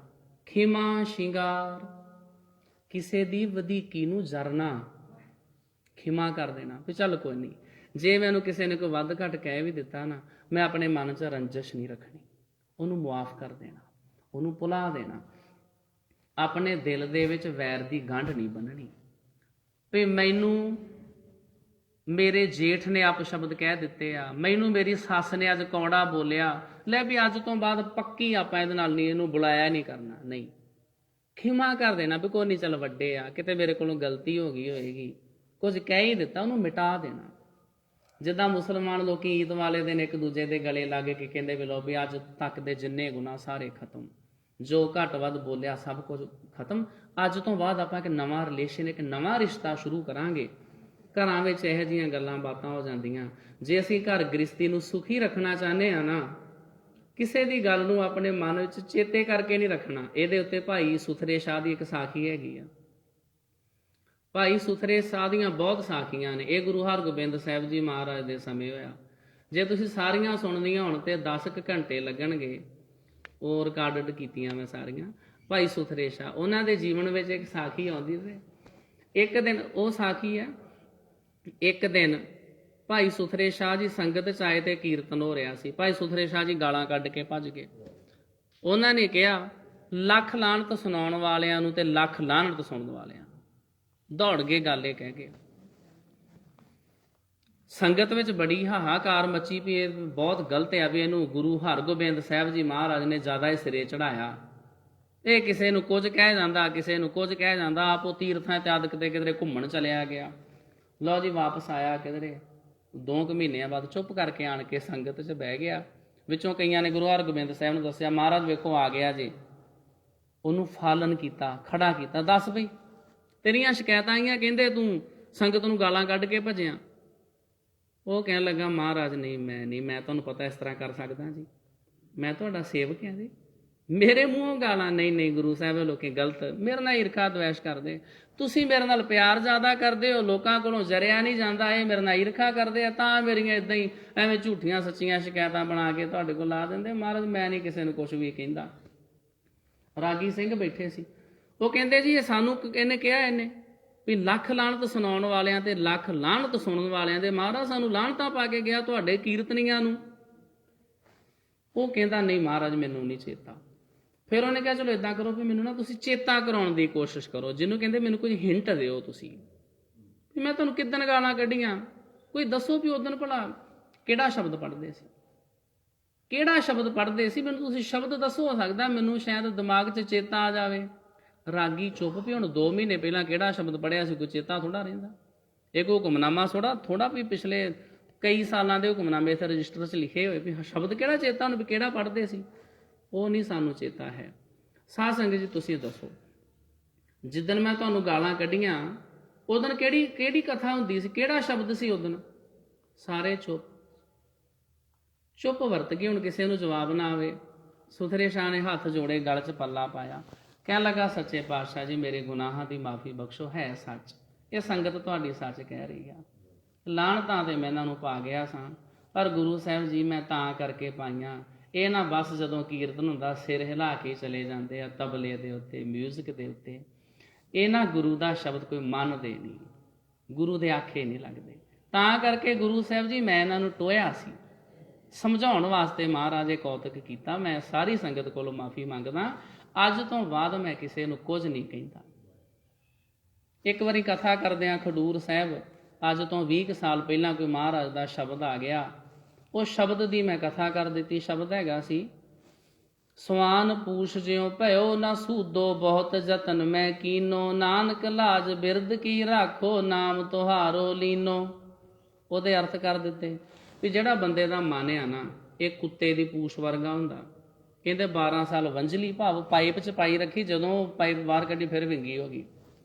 ਇਹ ਮਨ ਵੀ ਸਾਡੇ ਇਦਾਂ ਦੇ ਆ, ਜਿੰਨਾ ਕੁ ਚਿਰ ਸੁਣਦੇ ਰਹੇ ਉਹਨਾਂ ਚਿਰ ਠੀਕ ਰਹਿੰਦੇ ਆ, ਸਵੇਰੇ ਕਥਾ ਸੁਣਦੇ ਆ, ਸ਼ਾਮ ਤੱਕ ਫਿਰ ਇਹ ਵਿੰਗੇ ਹੋ ਜਾਂਦੇ ਆ। ਚਲੋ ਸਮਾਂ ਲੰਘ ਗਿਆ, ਮੇਰੀ ਮਹਾਂਪੁਰਸ਼ਾਂ ਨੇ ਡਿਊਟੀ ਲਾ ਦਿੱਤੀ ਵੀ ਗਵਾਲੀਅਰ ਦੇ ਕਿਲੇ 'ਚ ਜਾ ਕੇ ਉੱਥੇ ਦੇਸ਼ ਵਾਸੀਆਂ ਨੂੰ ਹਿੰਦੀ 'ਚ ਕਥਾ ਸੁਣਾ ਕੇ ਆਉਣੀ। ਮੈਂ ਟ੍ਰੇਨੇ ਚੜ੍ਹ ਗਿਆ, ਪਿੱਛੋਂ ਲੋਕਾਂ ਰੌਲਾ ਪਾਇਆ। ਇਹ ਨਾ ਜੀ ਕਥਾ ਕਰਦਾ ਸੀ, ਲੋਕਾਂ ਨੂੰ ਕਹਿੰਦਾ ਸੀ ਇਹ ਲੋਕੀ ਕੁੱਤੇ ਦੀ ਪੂਛ ਵਰਗੇ ਹੁੰਦੇ, ਤਾਂ ਹੀ ਮਹਾਂਪੁਰਸ਼ਾਂ ਨੇ ਗਵਾਲੀਅਰ ਦੀ ਬਦਲੀ ਕਰ ਦਿੱਤੀ ਆ। ਉਹ ਮੈਂ ਤੇ ਬੋਲੇ ਗੁਰੂ ਦੇ ਸ਼ਬਦ ਦੀ ਕਥਾ ਕੀਤੀ ਸੀ, ਮੈਂ ਕਿਸੇ ਨੂੰ ਥੋੜੀ ਕੁਝ ਕਿਹਾ ਸੀ। ਸੁਥਰੇ ਸ਼ਾਹ ਕਹਿਣ ਲੱਗਾ ਸੱਚੇ ਪਾਤਸ਼ਾਹ ਜੀ ਮੈਂ ਮਾਫੀ ਮੰਗਦਾ, ਮੈਂ ਗਲਤੀ ਹੋ ਗਈ ਹੈ, ਪਰ ਮੈਂ ਤਾਂ ਕਰਕੇ ਕਹਿੰਦਾ ਵੀ ਇਹ ਜੋ ਕੁਝ ਸੁਣਦੇ ਆ ਨਾ ਉਹਨੂੰ ਮੰਨਦੇ ਨਹੀਂ ਹਨ, ਖਿਮਾ ਕਰੋ। ਕਿਸੇ ਸਾਡੇ ਵਿੱਚ ਜਰਨ ਸ਼ਕਤੀ ਹੋਣੀ ਚਾਹੀਦੀ ਹੈ। ਖਿਮਾ ਸ਼ਿੰਗਾਰ ਕਰੇ ਪ੍ਰਭ ਖੁਸ਼ੀਆਂ, ਮਨ ਦੀਪਕ ਗੁਰ ਗਿਆਨ ਬਲਈਆ। ਗੁਰੂ ਸਾਹਿਬ ਜੀ ਤਾਂ ਪ੍ਰਸੰਨ ਹੁੰਦੇ ਵੀ ਖਿਮਾ ਦਾ ਸ਼ਿੰਗਾਰ ਕਰੋ। ਦੂਸਰੀ ਗੱਲ ਅੱਗੇ, ਖਿਮਾ ਸ਼ਿੰਗਾਰ ਕਰੇ ਪ੍ਰਭ ਖੁਸ਼ੀਆਂ, ਮਨ ਦੀਪਕ ਗੁਰ ਗਿਆਨ ਬਲਈਆ। ਇੱਕ ਲੋਕੀ ਘਰ ਵਿੱਚ ਦੀਵਾ ਜਗਾਉਂਦੇ ਹੁੰਦੇ ਸੀ, ਜਿਹਦਾ ਮੱਠਾ ਚਾਨਣ ਹੁੰਦਾ ਸੀ, ਜਿਹਨੂੰ ਅੱਜ ਕੱਲ੍ਹ ਦੇ ਲੇਟੈਸਟ ਜਿਹਦਾ ਅਰਥ ਕਰਨਾ ਹੋਵੇ ਤੇ ਉਹਨੂੰ ਕਹਿ ਦਿੰਦੇ ਨਾ ਮੂਨ ਲਾਈਟ ਜਾਂ ਕੈਂਡਲ ਲਾਈਟ, ਮੋਮਬੱਤੀਆਂ ਦੀ ਲਾਈਟ। ਡਾਈਨਿੰਗ ਟੇਬਲ ਤੇ ਮੋਮਬੱਤੀਆਂ ਜਗਾ ਕੇ ਜਦੋਂ ਰੋਟੀ ਖਾਂਦੇ ਆ, ਉਹ ਪੁਰਾਣੇ ਸਮੇਂ 'ਚ ਲੋਕੀ ਦੀਵਾ ਬਾਲਦੇ ਹੁੰਦੇ ਸੀ। ਦੀਵਾ ਜਿਹੜਾ ਹੈ ਸਾਡੀ ਅੱਖਾਂ ਨੂੰ ਸਕੂਨ ਦਿੰਦਾ। ਜਦੋਂ ਬਹੁਤ ਜ਼ਿਆਦਾ ਚਾਨਣ ਹੋਵੇ, ਫਲੱਡ ਲਾਈਟਾਂ ਹੋਣ, ਉਹਦੇ ਨਾਲ ਸਾਡੀਆਂ ਅੱਖਾਂ ਚੁੰਦੇ ਆ ਜਾਂਦੀਆਂ, ਉਹਨੇ ਸਾਡਾ ਜ਼ਿਆਦਾ ਮਨ ਭਟਕਦਾ। ਸ਼੍ਰੀ ਗੁਰੂ ਨਾਨਕ ਸਾਹਿਬ ਜੀ ਮਹਾਰਾਜ ਜੀ ਦੀ ਕਰਤਾਰਪੁਰ ਸਾਹਿਬ ਦੇ ਵਿੱਚ ਜਿਹੜੀ ਧਰਮਸ਼ਾਲਾ ਸੀ, ਉੱਥੇ ਬਸ ਇੱਕ ਦੀਵਾ ਹੀ ਜਗਦਾ ਸੀ, ਮੱਠੀ ਰੌਸ਼ਨੀ, ਸਾਰਿਆਂ ਨੇ ਬੈਠੇ ਹੋਣਾ, ਚੰਗੀ ਤਰ੍ਹਾਂ ਇੱਕ ਦੂਜੇ ਦਾ ਚਿਹਰਾ ਵੀ ਨਹੀਂ ਸੀ ਦਿਸਦਾ। ਜਿਹਨੂੰ ਕਿਹਾ ਨਾ ਪਿੰਨੀ ਰੈਣੜੀਏ ਚਮਕਨ ਤਾਰੇ, ਤਾਰਿਆਂ ਦਾ ਚਾਨਣ ਜਾਗੈ ਸੰਤ ਜਨਾ ਮੇਰੇ RAM ਪਿਆਰੇ। ਜਿੰਨੀ ਜ਼ਿਆਦਾ ਡੈਕੋਰੇਸ਼ਨ ਵੱਧਦੀ ਜਾਏਗੀ ਓਨੇ ਸਾਡੇ ਜਿਹੜੇ ਮਨ ਨੇ ਭਟਕਣੇ ਸ਼ੁਰੂ ਹੋ ਜਾਣਗੇ। ਕਈ ਗੁਰਦੁਆਰਿਆਂ ਦੇ ਵਿੱਚੋਂ ਲੜੀਆਂ ਹੀ ਲੜੀਆਂ, ਇਧਰਲੇ ਪਾਸਿਓਂ ਬਲਬ ਜਗਦੇ ਇਧਰ ਨੂੰ ਚਲੇ ਜਾਂਦੇ ਆ, ਇਧਰੋਂ ਸ਼ੁਰੂ ਹੁੰਦੇ ਇਧਰ ਨੂੰ ਚਲੇ ਜਾਂਦੇ ਆ, ਕਦੇ ਐਵੇਂ ਕੋਈ ਬਲਬ ਜਗ ਜਾਂਦੇ ਆ, ਕਦੇ ਇਦਾਂ ਇਕੱਠੇ ਹੋ ਜਾਂਦੇ, ਕਈ ਤਰ੍ਹਾਂ ਦੇ ਡਿਜ਼ਾਈਨ ਆਈ ਜਾਂਦੇ ਆ।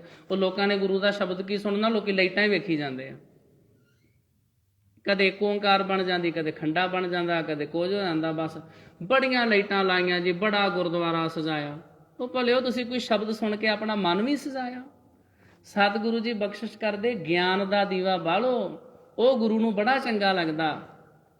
ਖੀਮਾ ਸ਼ਿੰਗਾਰ ਕਰੇ ਪ੍ਰਭ ਖੁਸ਼ੀਆਂ, ਮਨ ਦੀਪਕ ਗੁਰ ਗਿਆਨ ਬਲਈਆ। ਗੁਰੂ ਦੇ ਗਿਆਨ ਦਾ ਦੀਵਾ ਆਪਣੇ ਮਨ ਵਿੱਚ ਬਾਲੋ, ਥੋੜਾ ਥੋੜਾ ਰੋਸ਼ਨੀ ਹੋਵੇ। ਕਬੀਰ ਮਨ ਸਮਝਾਵਣ ਕਾਰਨੇ, ਕਛੂ ਇੱਕ ਪੜ੍ਹੀਏ ਗਿਆਨ। ਗਿਆਨ ਹੋਵੇ ਤੁਹਾਡੇ ਹਿਰਦੇ 'ਚ, ਤੁਹਾਨੂੰ ਕੋਈ ਭਰਮ 'ਚ ਨਾ ਪਾ ਸਕੇ, ਤੁਹਾਨੂੰ ਕੋਈ ਗਲਤ ਅਰਥ ਕਰਕੇ ਨਾ ਸੁਣਾ ਸਕੇ। ਤੁਸੀਂ ਉਹਨੂੰ ਟੋਕ ਸਕਦੇ ਹੋ, ਭਾਈ ਸਾਹਿਬ ਆਹ ਜਿਹੜੀ ਗੱਲ ਸੁਣਾਈ ਤੁਸੀਂ ਗਲਤ ਸੁਣਾ ਦਿੱਤੀ ਆ, ਇਹ ਕਿੱਥੇ ਆਇਆ ਇਤਿਹਾਸ ਜ਼ਿਕਰ? ਇਹ ਜਿਹੜੇ ਪੰਕਤੀ ਦੇ ਅਰਥ ਕਰ ਦਿੱਤੇ ਜੇ, ਭਲਾ ਇਦਾਂ ਬਣਦੇ ਜੇ? ਇਹ ਤਾਂ ਹੋਣਾ ਜੇ ਤੁਹਾਡੇ ਹਿਰਦੇ 'ਚ ਗੁਰੂ ਦੇ ਗਿਆਨ ਦਾ ਦੀਵਾ ਬਲਦਾ ਹੋਵੇਗਾ ਤਾਂ। ਰਸ ਰਸ ਭੋਗ ਕਰੇ ਪ੍ਰਭ ਮੇਰਾ, ਹਮ ਤਿਸ ਆਗੇ ਜੀਓ ਕੱਟ ਕੱਟ ਪਈਆ। ਮੈਂ ਆਪਣੀ ਜਿੰਦ ਗੁਰੂ ਦੇ ਅੱਗੇ ਕੱਟ ਕੱਟ ਕੇ ਸੁੱਟ ਦਿੱਤੀ, ਵਾਰਨੇ ਕਰ ਦਿੱਤੀ, ਕੁਰਬਾਨ ਬਲਿਹਾਰ ਹੋ ਗਿਆ। ਹੁਣ ਸਤਿਗੁਰੂ ਜੀ ਵਾਹਿਗੁਰੂ ਜੀ ਬੜੇ ਪਿਆਰ ਨਾਲ ਰਸ ਨਾਲ ਭੋਗ ਕਰੇ, ਮਿਲਾਪ ਦਾ ਆਨੰਦ ਬਖਸ਼ਦੇ ਨੇ। ਪ੍ਰਭੂ ਜੀ ਮੈਨੂੰ ਮਿਲਦੇ ਨੇ, ਜਿਹਦੇ ਨਾਲ ਮੇਰੀ ਜ਼ਿੰਦਗੀ ਆਨੰਦ ਨਾਲ ਭਰ ਜਾਂਦੀ ਆ। ਹਰ ਹਰ ਹਾਰ ਕੰਠ ਹੈ ਬਣਿਆ, ਨਾਲੇ ਮੈਂ ਆਪਣੇ ਗਲ ਵਿੱਚ ਹੁਣ ਹਾਰ ਵੀ ਪਾ ਲਿਆ ਵਾ। ਕੰਠ ਕਹਿੰਦੇ ਗਲ ਨੂੰ, ਮੈਂ ਗਲ ਵਿੱਚ ਹਾਰ ਪਾ ਲਿਆ ਵਾ। ਆ ਦੁਨਿਆਵੀ ਹਾਰ ਨਹੀਂ ਹੈ, ਉਹ ਮਹਿੰਗੇ ਬਣਦੇ ਨੇ, ਫਿਰ ਉਹ ਗਵਾਚ ਵੀ ਜਾਂਦੇ ਆ। ਫਿਰ ਸੋਨਾ ਗਵਾਚ ਵੀ ਜਾਂਦਾ, ਫਿਰ ਲੋਕੀ ਡਿਪਰੈਸ਼ਨ 'ਚ ਵੀ ਚਲੇ ਜਾਂਦੇ ਆ। ਮੇਰਾ ਸੋਨਾ ਗਵਾਚ ਗਿਆ, ਮੇਰੀ ਕੋਈ ਸੋਨੇ ਦੀ ਚੈਨੀ ਤੋੜ ਕੇ ਲੈ ਗਿਆ। ਗੁਰੂ ਸਾਹਿਬ ਕਹਿੰਦੇ ਤੁਸੀਂ ਨਾ ਵਾਹਿਗੁਰੂ ਦੇ ਨਾਮ ਦਾ ਹਾਰ ਆਪਣੇ ਗਲ 'ਚ ਪਾਓ। ਮੈਂ ਪਹਿਲਾਂ ਵੀ ਆਪ ਸੰਗਤਾਂ ਨੂੰ ਇੱਕ ਦਿਨ ਸੁਣਾਇਆ ਸੀ।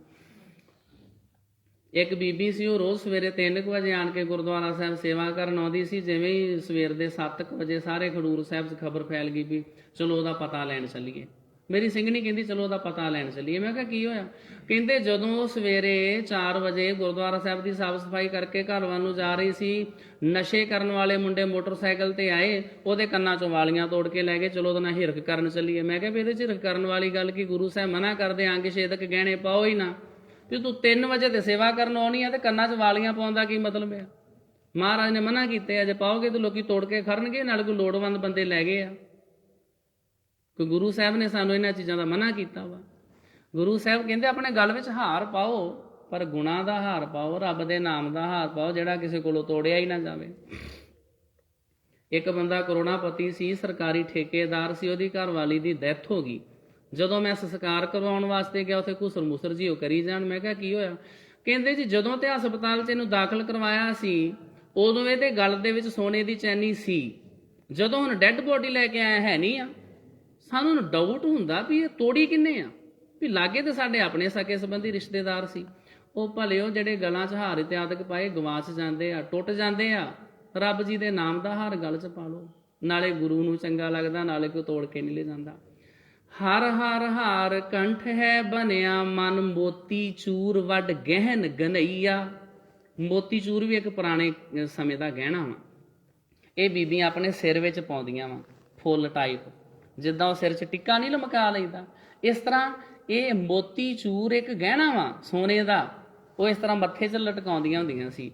ਸਤਿਗੁਰੂ ਜੀ ਬਚਨ ਕਰਦੇ ਆ, ਜਿਹੜਾ ਮਨ ਆ ਨਾ, ਇਹਨੂੰ ਮੋਤੀ ਚੂਰ ਗਹਿਣਾ ਬਣਾਓ, ਮਨ ਨੂੰ ਸੋਹਣਾ ਬਣਾਓ, ਮਨ ਵਿੱਚ ਨਗ ਜੜੇ ਹੋਣ, ਮਨ ਚਮਕਾ ਮਾਰਦਾ ਹੋਵੇ, ਮਨ ਵਿੱਚੋਂ ਅਸ਼ੁੱਧੀਆਂ ਦੂਰ ਕਰ ਦਿਓ।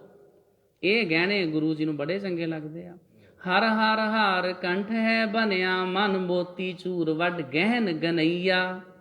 ਗਹਿਨ ਗਨਈਆ ਇਹ ਗਹਿਣਾ ਪਾਓ। ਹਰ ਹਰ ਸ਼ਰਦਾ ਸੇਜ ਵਿਛਾਈ, ਪ੍ਰਭ ਛੋੜ ਨਾ ਸਕੈ ਬਹੁਤ ਮਨ ਭਈਆ। ਫਿਰ ਜਦੋਂ ਇਹੋ ਜਿਹਾ ਹਾਰ ਸ਼ਿੰਗਾਰ ਕਰਕੇ ਜੀਵ ਰੂਪੀ ਇਸਤਰੀ ਹਿਰਦੇ ਰੂਪੀ ਸੇਜ ਦੇ ਉੱਤੇ ਅਕਾਲ ਪੁਰਖ ਵਾਹਿਗੁਰੂ ਜੀ ਦੇ ਕੋਲ ਬੈਠਦੀ ਆ, ਪਰਮਾਤਮਾ ਜੀ ਦੇ ਮਿਲਾਪ ਦਾ ਫਿਰ ਅਸੀਂ ਆਨੰਦ ਮਾਣਦੇ ਹਾਂ। ਫਿਰ ਸਾਡੀ ਜ਼ਿੰਦਗੀ ਆਨੰਦ ਨਾਲ ਭਰ ਜਾਂਦੀ ਆ ਜਦੋਂ ਅਸੀਂ ਆਪਣੇ ਹਿਰਦੇ ਵਿੱਚ ਸ਼ਰਧਾ ਦੀ ਸੇਜ ਵਸਾਈਏ। ਹਰ ਹਰ ਸ਼ਰਦਾ ਸੇਜ ਵਿਛਾਈ, ਪ੍ਰਭ ਛੋੜ ਨਾ ਸਕੈ ਬਹੁਤ ਮਨ ਭਈਆ। ਸ੍ਰੀ ਗੁਰੂ ਅਰਜਨ ਸਾਹਿਬ ਜੀ ਮਹਾਰਾਜ ਜੀ ਦੀ ਸੁਪਤਨੀ ਮਾਤਾ ਗੰਗਾ ਜੀ ਤਰਨ ਤਾਰਨ ਸਾਹਿਬ ਦੀ ਇਹ ਸਾਖੀ ਆ। ਆਪਣੀਆਂ ਸਖੀਆਂ ਸਹੇਲੀਆਂ ਦੇ ਨਾਲ ਇਸ ਤਰ੍ਹਾਂ ਬੈਠੇ ਹੋਏ ਨੇ। ਉਹਨਾਂ ਦੇ ਵਿੱਚੋਂ ਸਹੇਲੀਆਂ ਨੇ ਕਿਹਾ ਵੀ ਤੁਹਾਡੇ ਤੇ ਪਤੀ ਸ੍ਰੀ ਗੁਰੂ ਅਰਜਨ ਸਾਹਿਬ ਜੀ ਮਹਾਰਾਜ ਨੇ, ਅਸੀਂ ਵੇਖੋ ਕਿੰਨੇ ਗਹਿਣੇ ਪਾ ਕੇ ਰੱਖਦੀਆਂ ਵਾਂ, ਤੇ ਤੁਹਾਡੇ ਪਤੀ ਗੁਰੂ ਅਰਜਨ ਸਾਹਿਬ ਤੁਹਾਨੂੰ ਗਹਿਣੇ ਨਹੀਂ ਬਣਾ ਕੇ ਦਿੰਦੇ, ਉਹ ਨਹੀਂ ਤੁਹਾਨੂੰ ਗਹਿਣੇ ਦਿੰਦੇ। ਮਾਤਾ ਗੰਗਾ ਜੀ ਨੇ ਚੁੱਪ ਕਰਕੇ ਵੀ ਮੈਂ ਗੱਲ ਕਰਾਂਗੀ। ਸ੍ਰੀ ਗੁਰੂ ਅਰਜਨ ਸਾਹਿਬ ਜੀ ਮਹਾਰਾਜ ਨਾਲ ਗੱਲ ਕੀਤੀ ਵੀ ਪਹਿਲਾਂ ਤੇ ਆਪਣੇ ਘਰ 'ਚ ਗਰੀਬੀ ਸੀ, ਪਹਿਲਾਂ ਤੇ ਲੰਗਰ ਵੀ ਮਸਤਾਨੇ ਹੋ ਜਾਂਦੇ ਸੀ, ਤੇ ਗੁਰੂ ਸਾਹਿਬ ਜੀ ਹੁਣ ਤੇ ਕਿਰਪਾ ਵਾ ਨਾ, ਇੰਨਾ ਰੁਪਇਆ ਪੈਸਾ ਧਨ ਦੌਲਤ ਸੋਨਾ ਚਾਂਦੀ ਕਿੰਨਾ ਕੁਝ ਸੰਗਤ ਚੜਾਉਂਦੀ ਆ, ਵੀ ਸੱਚੇ ਪਾਤਸ਼ਾਹ ਜੀ ਵਿੱਚ ਮੈਨੂੰ ਵੀ ਕੁਝ ਗਹਿਣੇ ਬਣਾ ਦਿਓ। ਤੇ ਸ੍ਰੀ ਗੁਰੂ ਅਰਜਨ ਸਾਹਿਬ ਜੀ ਮਹਾਰਾਜ ਨੇ ਸਮਝਾਇਆ ਲੋਕਾਂ ਦੀਆਂ ਗੱਲਾਂ 'ਚ ਨਹੀਂ ਆਈਦਾ ਹੈ, ਇਹ ਗਹਿਣੇ ਝੂਠੇ ਖਤਮ ਹੋ ਜਾਣ ਵਾਲੇ ਆ, ਤੁਸੀਂ ਨਾ ਗੁਰੂ ਦੀ ਬਾਣੀ ਪੜਿਆ ਕਰੋ। ਸ੍ਰੀ ਗੁਰੂ ਅਰਜਨ ਸਾਹਿਬ ਜੀ ਮਹਾਰਾਜ ਨੇ ਦੱਖਣੀ ਓਮਕਾਰ ਬਾਣੀ ਉਚਾਰਨ ਕੀਤੀ, ਇਹਦਾ ਪਾਠ ਕਰਿਆ ਕਰੋ, ਪਿਆਰ ਨਾਲ ਇਹਨੂੰ ਸਮਝਿਆ ਕਰੋ। ਇਹ ਗਹਿਣਾ ਸਭ ਤੋਂ ਵੱਡਾ ਵਾ। ਇਹ ਗਹਿਣਾ ਜਦੋਂ ਤੁਹਾਡੇ ਕੋਲ ਹੋਏਗਾ ਨਾ, ਤੇ ਤੁਹਾਡੀਆਂ ਸਖੀਆਂ ਸਹੇਲੀਆਂ ਜਿਹੜੀਆਂ ਤੁਹਾਨੂੰ ਕਹਿੰਦੀਆਂ ਨਾ ਵੀ ਤੂੰ ਗਹਿਣੇ ਨਹੀਂ ਪਾਉਂਦੀ, ਤੁਹਾਡੀ ਸ਼ੋਭਾ ਇਹਨਾਂ ਸਾਰਿਆਂ ਨਾਲੋਂ ਜ਼ਿਆਦਾ ਹੋ ਜਾਣੀ ਆ। ਪਾਏ ਹੋਏ ਗਹਿਣੇ ਕੀ ਕਰਨਗੇ ਜਦੋਂ ਚਿਹਰੇ ਉੱਤੇ ਕਸ਼ਿਸ਼ ਹੀ ਨਹੀਂ ਹੈਗੀ, ਅਟਰੈਕਸ਼ਨ ਨਹੀਂ ਹੈਗੀ, ਜਿਹਨੂੰ ਗਲੋ ਕਹਿ ਦਿੰਦੇ ਆ, ਜਾਹੋ ਜਲਾਲ ਹੀ ਨਹੀਂ ਹੈਗਾ, ਚਿਹਰਾ ਹੀ ਨਹੀਂ ਖਿੜਿਆ, ਅੰਦਰੋਂ ਹੀ ਹਿਰਦਾ ਰੂਪੀ ਕਮਲ ਦਾ ਫੁੱਲ ਪਰਮਾਤਮਾ ਜੀ ਦੇ ਨਾਲੋਂ ਟੁੱਟ ਕੇ ਮੁਰਝਾਇਆ ਹੋਇਆ ਵਾ, ਤੇ ਪਾਏ ਹੋਏ ਗਹਿਣੇ ਕੀ ਕਰ ਲੈਣਗੇ। ਨਹੀਂ ਮੁਹਤਾਜ जेवर का जिसे खूबी खुदा ने दी के देखो चांद को लगता है कितना बदनुमा गहना। खडूर ਸਾਹਿਬ ਦੀ ਗੱਲ ਆ, ਮਾਤਾ ਖੀਵੀ ਜੀ ਨੇ ਵੀ ਇਹੀ ਗੱਲ ਕਹੀ ਸੀ, ਸੇਮ ਹੀ ਸਾਖੀ ਉੱਥੇ ਵੀ ਹੋਈ ਆ।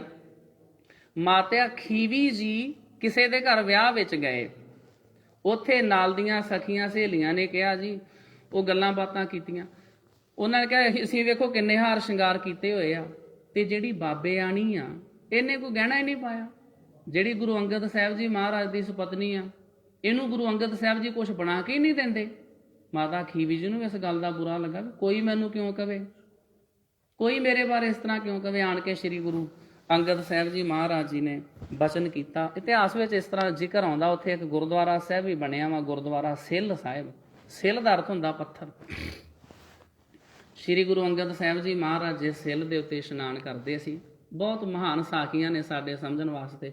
ਉਹ ਪੂਰੀ ਦੀ ਪੂਰੀ ਸਿੱਲ ਹੀ ਸੋਨੇ ਦੀ ਬਣ ਗਈ।